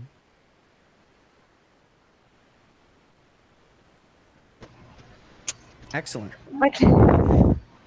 So, this is our rendition of the. Hey, Morgan, can you please shut your mic off? Like, mute your mic. I'm so sorry. Oh, you're all in the same. Many of them are Yeah, in we're the all in the studio. same building. If you didn't know, which is wild. I'm at home like a loser. Okay, go ahead. So this is a video game rendition of Cheesecake Factory. We call this the Legend of the Cheesecake Factory Cheesecake. So we took inspiration from one of the old 2D Legend of Zelda My games, wife. and kind of moved it around to be more like what the Cheesecake Factory layout is. Bruh. So in certain areas you have like exactly where the dining room was, and then you have like where the kitchen was and the storage and such, as well Excellent. as just People populated. they're already oohing and awing. Fire emoji. As well as populated with such a thing as the spaghetti monster, and just like a mini boss and a whole bunch of little kind of encounters you come in with. So here are some views like you are playing the game. This is right when you first enter the game itself and to the level. Here you have like right as you look forward near the benches, you have some cheesecake boxes. So like when you walk into Cheesecake, normally there's like an entire bakery next to you, and they have like all the cheesecakes just kind of lined in there, and you're like, ooh, I want a cheesecake, or I want a piece, or I want an entire cheesecake if that is you. So at the front, we put two of them, kind of hinting that there's cheesecake somewhere inside this entire level, trying to pull you inside of it, trying to lead you to go somewhere else. So here's where the bar area was inside of the actual Cheesecake Factory, but we kind of, again, made it video game-like and just kind of added a few bar stools and some bar tables, as well as just like few little guys, cute little guys. Little mini boss room. We are definitely skipping a lot of rooms in between this. We're not going to show every room. This is one of the main encounters. This is a mini boss that allows you to get to the big boss. Allows you to grab keys, allows you to grab all that other stuff, because doors are locked. Some doors are, like this one, you needed a key to get in. So this is just kind of a mini boss. You fight him. Yeah. Next is the close-up of the spaghetti monster room.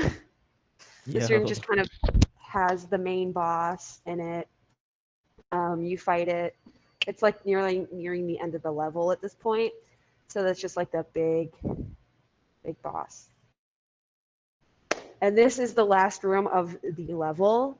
It is where you finally obtain the cheesecake that was alluded to you in the very first room with the cheesecake boxes. Awesome. Beautiful. Clean plan. All right, some good comments here. This really has a quality to it. Very good. RPG Maker, Cheesecake Factory, Hack and Slash, Manager Battler. Very good. This looks crazy nice. Normalize this rendering style. That's how you vestibule. Very good. Do the Cheesecake Factory staff give you the sword or bombs? Need to know for next visit. Pastafarians in the chat. Good questions. Spaghetti is good. That's that's valid. I think that's a valid critique. How does the spaghetti become the spaghetti monster? You know, like it feels very good. There's no staff room. I see. Cheesecake Factory. Actually, for Bloodsport, we have the technology. Good question. Um, and this is for the students. Does the Cheesecake Factory disorient you like a dungeon?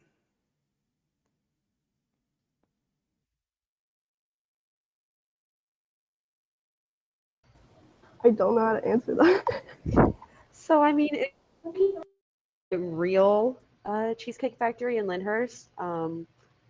In all honesty, there is a little room in the back where there is more dining, and it's just like really dark back there. And at points, you are at in the restaurant because it's literally only tables. Like the only way to get in there is like a little tiny archway, and you go in there and you sit down and you're like, well, where are the restrooms in comparison to this? Or where is this? Where is this? It's only like one single door. Right. So like what For that one inspired the area. translation to a puzzle dungeon?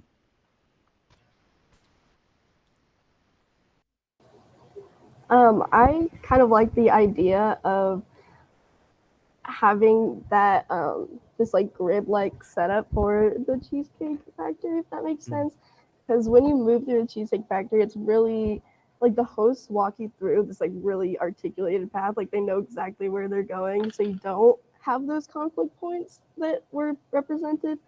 And then also we did Zelda for the other building. So it felt like a nice translation over into just a different style of Zelda game.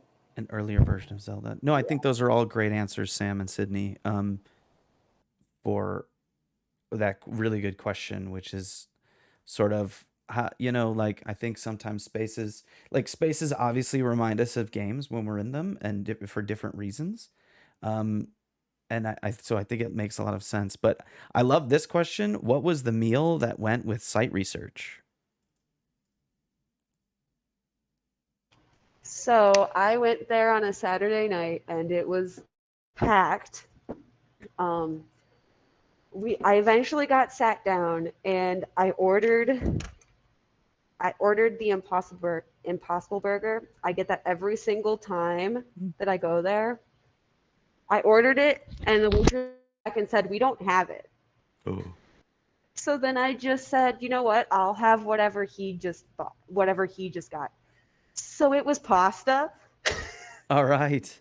It was a garlic kind of it was a pasta, then there was like this garlicky sauce and that kind of stuff, and it was really good. Ooh. Yeah. And then I like a good pasta. afterwards, of course, you had to get dessert. But I don't really like cheesecake, so I did not get cheesecake, but who I was with got cheesecake. Awesome. Great answers.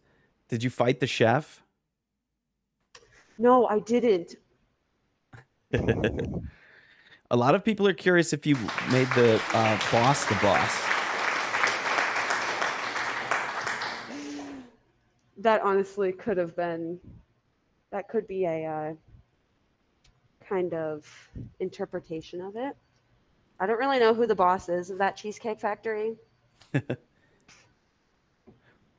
Well, we do have some diagrams now of both of the new spaces. So the Zelda game, or the Zelda Cheesecake Factory game, and the the other one, the gas station. So let's hit those diagrams, because some of the questions in chat will be answered by seeing them. I am not the boss.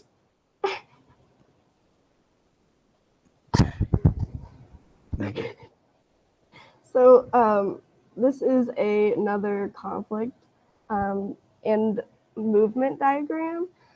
So for the Cheesecake Factory, in the dungeons, the monsters have certain paths that they take. They're mostly linear, or you can see them.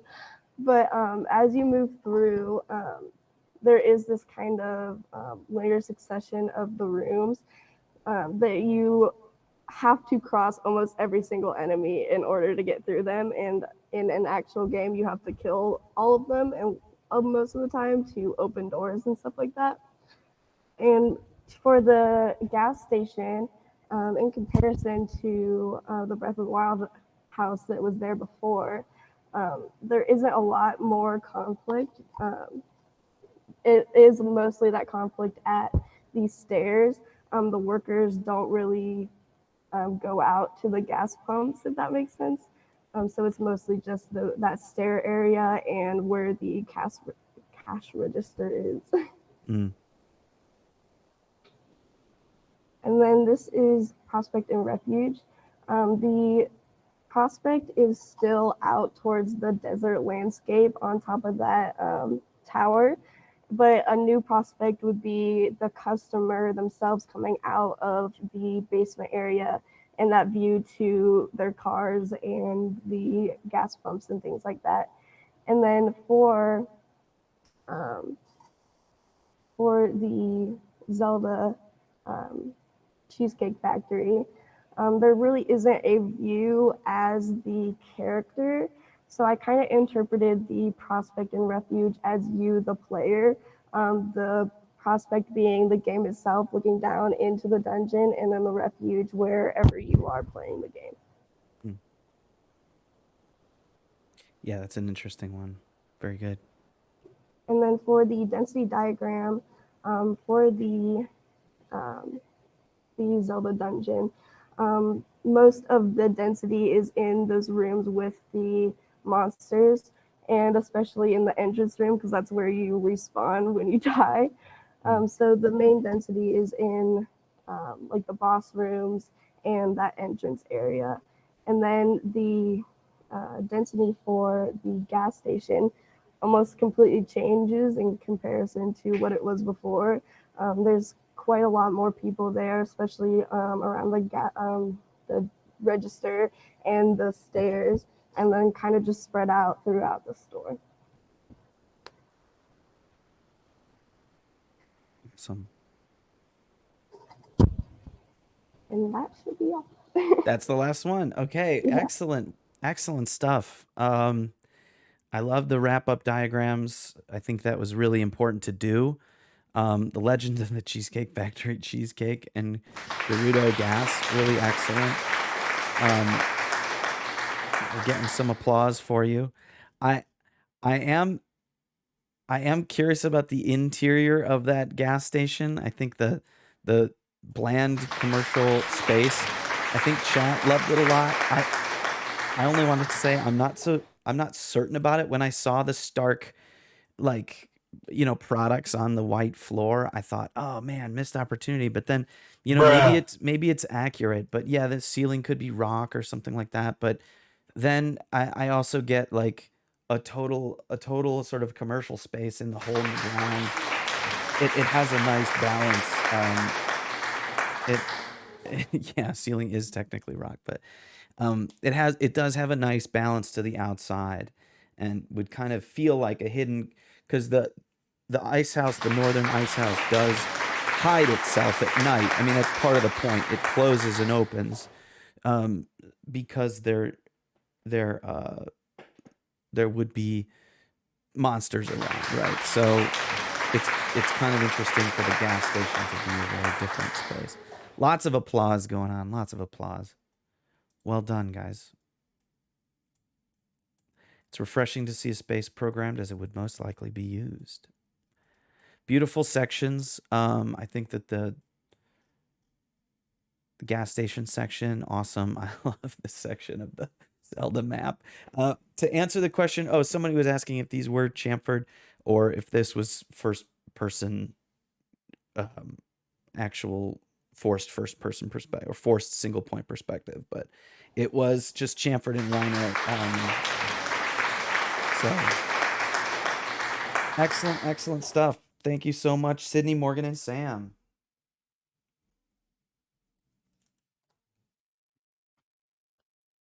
Okay, are we ready for the last one? Good game. It's been said.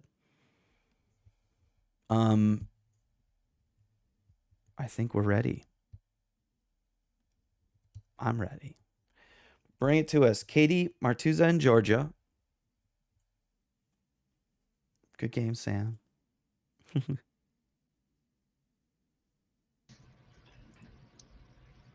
Hi, I'm Georgia, and my Tuesday I studied the Animal Crossing and Animal Crossing and Rainforest Car Wash. So first we studied Animal Crossing and we focused on the main house. We could like go to the next slide. Thanks. So we went with the main house, which has a lot of different variations within the game. And we went for the one that cost 2.5 million bells, and it has the most complex floor plan. So we modeled the facade, and the facade is interesting because it doesn't really indicate the like floor plans within it. So it looks like a pretty small house, like maybe a room or two. But as we started doing the floor plans and figuring out all of the layouts and stuff like that, there were 6 rooms and 3 floors. So it was a lot to fit in a house that looks so small. So this is the second floor. It just has 1 room and it features a ton of poche, as does the rest of the floor plans, and 1 staircase that connects the basement. And then this is the main floor, and it's the floor that you enter on. And it has 4 rooms. It has access to the stairs, and it features a lot of poche again, and the hallways, which are an important aspect that we had to analyze later in the diagrams. And this is our section, again, of just the enormous amount of poche that was necessary to deal with the scale shift. And this is our monster versus player diagram. So the player spaces are the yellow parts inside of the building. That's the player's like safe space. And then outside of the building, everything else is more of a monster space because that's where you interact with other beings in the world. And then we also wanted to feature transition spaces in this because it's not really a player space because the player disappears in these areas. When you're entering and leaving a room, you get the indication of a hallway, but it just turns to black and then you're in that room. So we wanted to make sure that that was known because the transition spaces felt very purposeful.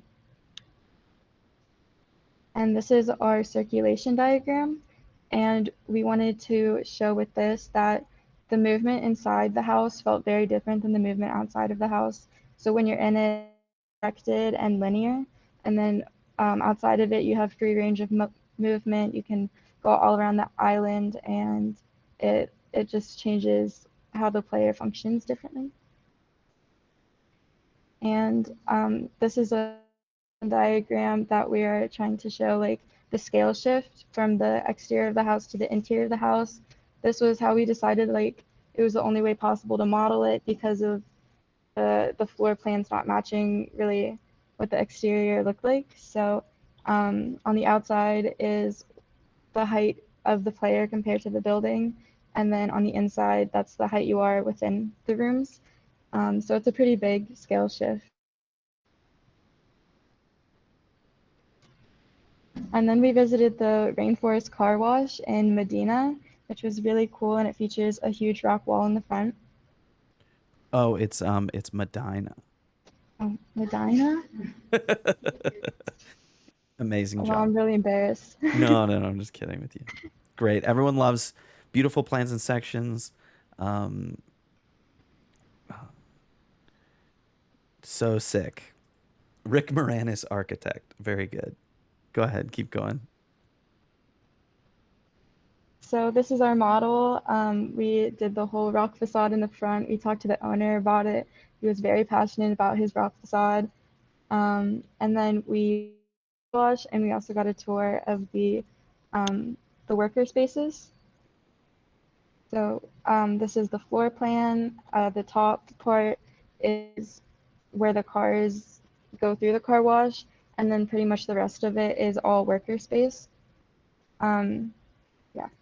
And then we have a section again showing that a lot of the building is worker space, and then that's like the entrance of the car wash and pretty directional for the customer. And this is another section just showing the journey of the car wash and all the little stages and machinery in it. And versus customer diagram, again showing that a lot of the building is worker space, and then there's very like confined spaces for the customers that really that's the only part of the building that they experience. And this is our circulation diagram. So with this, we were trying to show that the customer's journey experience with this building is very directional and kind of directed as well. So they enter, they go through the car wash, and they leave, or they could maybe go into the office, and that's like a point of, I guess, conflict or communication with like the office. But other than that, the workers move pretty much everywhere else and have a different kind of motion. And this is our scale diagram. So we're showing that the difference again between the worker and the customer. So the customer is experiencing this building in the context of being in a car, so that within like a car scale.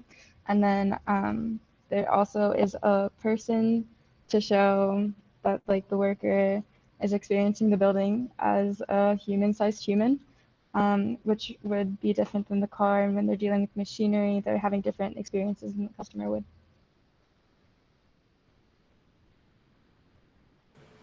So first in Whoa. changing the buildings, we have the Animal Crossing.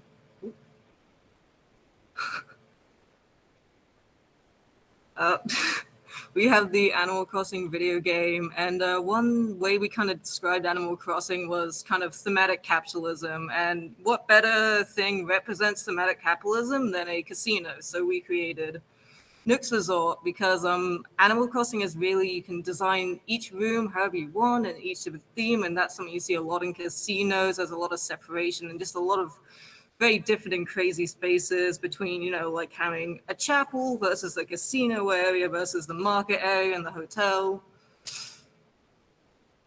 So this is kind of some of the inside, some of the casino area, and some of the another one of the casino area, and some of the hotel area. And it's really just very themed approaches and kind of almost cartoonishly styled in how casinos are basically kind of a lot of facades, kind of showing off different ideas. It's kind of very fake.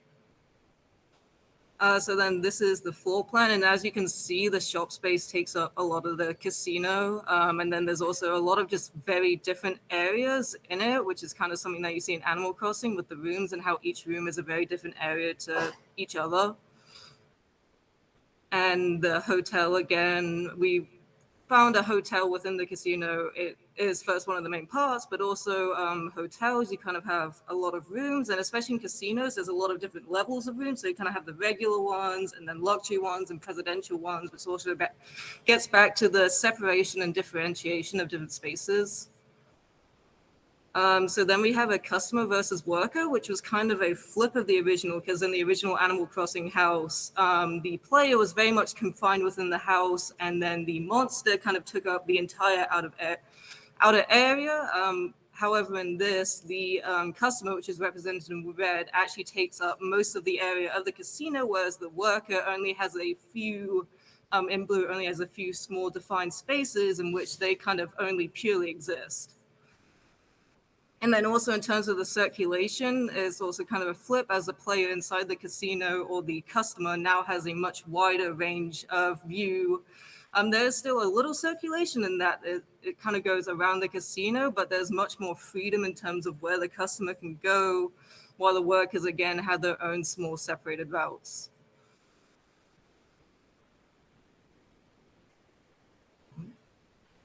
Sorry, I had to drag it to my other monitor to unmute. Cool. Can you still see my screen and everything?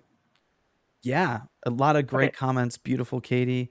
Fuck yeah, just gorgeously shown off. Yes, please. 70s hotel. Appreciate the modeling to mirror Animal Crossing. I think that was in the bedroom of the hotel. That comment. Um, some comments about Gallo Canizari's article in Cartha on neoliberal work ethic and Animal Crossing, which I think we'll definitely talk about soon. We should be doing more readings. Maybe that'll happen later on in the semester. Sorry to Cool. interrupt. Go ahead, Murtuza. No, you're good. So for the Rainforest Car Wash, we decided to turn it into a horror game. So this is an exterior view of it. And the idea is that you enter a car, like the normal car wash, and maybe like the doors lock behind you and you're trapped all of a sudden, and you get out of your car and you're sent down to this like basement area that spirals and cascades down, and is essentially just pieces of the car wash that are sheared and scaled and rotated in different ways, and distorted. So it still is familiar to the original car wash, but it's extremely, extremely distorted. So here's an interior perspective of one of the hallways in the car wash, and the things like chasing you and trying to kill you are mostly the dioramas of the animals in the car wash. So like the rhinos and the elephants and whatever all try and kill you, and the machinery as well will come alive and try and chase you down this car wash as you're trying to escape and find your way out.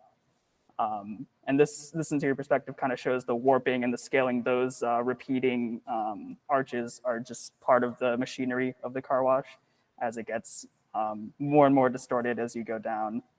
And then this interior perspective also, there are areas of the game that are enclosed and areas that are more open. And so this hallway is an example of where the sky and kind of the background is this red glow as you're like entering the void, and it's very distorted and an out of body experience, but you have these like enclosing walls on the side. And there's a lot of interior spaces that kind of play off of that distortion. So this is one of the plans of the lower floors, and you can really see the shearing of like the main car wash aisle. There's also obviously the animals trying to chase you as you go through. Each piece is scaled and rotated differently. It's really interesting taking like more cubular kind of spaces and stretching them out into hallways, and then taking areas of the original car wash that were hallways and like trying to turn them into cubes. All of the like machinery, all of the equipment gets really, really distorted. And so here's more of an upper view, and you can sort of see that like spiraling pattern as all of the pieces of the car wash kind of go down, and you're just spiraling down into a more and more distorted car wash, right? But on the upper floor, it's pretty rectilinear. It's pretty normal. Your path is pretty normal as you go through. And so this is a section view, and looking at the whole thing as like looking at it from a whole as opposed to just in plan, it's kind of chaotic. But you'll see some pieces, like for instance, that diamond piece is literally just the roof, like copied and scaled and rotated in such a way to where it creates a really big hallway that stretches out. You can see some pieces are rotated down to create ramps, which are part of the spiral. Some pieces are flipped and rotated. And so this is another section view. Again, you can see that like ramping effect really well. As you go down the car wash, you're probably gonna, the player themselves is gonna have to slide down these ramps at some point. There's another piece at the very bottom there that the roof is literally the floor of the player space, and then the like ceiling is the floor of the car wash. So the whole thing is just flipped upside down. This is a scale diagram showing, I think this diagram is really important in showing like how some spaces are just insanely massive, and then other spaces are really, really enclosing. There are some spaces where the ceiling is super, super tall, but the walls are super thin. There are others where the walls are super spread apart, but the ceiling is really narrow. The animals themselves are also not exactly as you'd see them in real life. Obviously, like the crocodiles or the rhinos or whatever are insanely big. compared to the humans in some areas, but in other areas they're pretty small. So the sense of scale is just completely distorted as you're going down. This is a player versus monster diagram. So the red is where you're going to be chased around by the different animals in the car wash. And then the blue spaces are these sort of safe haven areas where the player is meant to just sort of explore and go through these distorted spaces. So there's segments where you're being chased and you don't really have time to look around. And then there's other segments of the car wash where you're able to take your time and sort of venture and explore. And to the right, that like really disconnected piece is a ramp that's at the very bottom floor that leads you back up to the top. So the whole narrative of the game is that you're descending down this car wash more and more and more. And then at the very bottom, there's a ramp that leads you up to the top. And then all of a sudden you exit and you're back where you started. And that's gonna come across in further diagrams as well. So this diagram is seen versus unseen. So there are areas, as I was talking about previously with the render, where you're looking out and there's no enclosed space and the background is just like red and it's just infinite void kind of distortion effect. And then there are other areas where you're completely enclosed as the player, giving like a very claustrophobic effect. So this is kind of just a mapping of where those spaces are. And then this is a player circulation diagram. I tried to highlight each floor of the car wash, so it's pretty, at least a little bit more legible to see that it is separated into different floors, and that white line kind of tracks the player's journey as they're going across and spiraling down. And you can really see that ramp, that orange ramp at the very right, that'll lead you back up to the top, and the like rock facade, that like familiar rock facade that you entered through at the very beginning is like the familiar thing that the player sees and is like, oh, okay, let me go to that. And they come out and they're right where they started. So yeah. Awesome. So many good questions. I had to grab my cat while you were presenting because he was like, meow, and you just have to pick him up once and then set him down. And he's like, okay. Chaotically beautiful. Really nice. Reminds people of the Cabin in the Wood poster. Equal parts yes please and no thank you. 5 nights at the Rainforest Car Wash in Medina, Ohio. It's very good. Very good. Some questions. Was your group experience of the Rainforest Car Wash traumatizing? It was very scary. As we were going through as we were going through the actual car wash, like in a car, it was actually pretty spooky. Like a lot of us hadn't been in a car wash before, so like we couldn't see outside, and like all of like the soap and like the water would like we weren't able to see outside of the car, and then all of a sudden like it gets clean and just the first thing staring at you is like this rhino. But touring through the actual car wash, like not in a car, it's actually a really interesting space and it's not scary at all. I just remember us all holding cameras out the window because we were going to take pictures for the model, and all of a sudden, like, everything went black, and we were all screaming. So, yeah. It was fun, though. I was trying to look for some pictures. Still, your renders of a rhino in a rhino. Very nice. Beautiful drawings. How is that compared to Rainforest Cafe? And a question is in your game is the player a customer or a worker? The player is a customer. A customer. So yeah, it's a good question. I wonder if the workers are still in the game version, like, and if so, do they help you through the car wash? Or are they, shoving you back in, or, helping, like if you get lost, you accidentally go into a closet, like, does the worker kick you back out into the game space, or is the worker kind of like, come with me, I think that's a really interesting idea for sure. While we visited, the owner of the Rainforest Car Wash was actually super nice and like gave us a whole like tour of even like the back areas, the maintenance hallway, whatever. So I think it would be actually really interesting if in the more enclosed areas like the maintenance hallways in the basement, yeah, they do kind of help you out and kind of act as like NPCs almost, trying to guide you through everything. Architecture gore. Reminds me of the final stage in Super Mario 64 with that spiraling upwards motion. Yeah. Trespassing journalist. Yeah, I wonder if that could be the game space.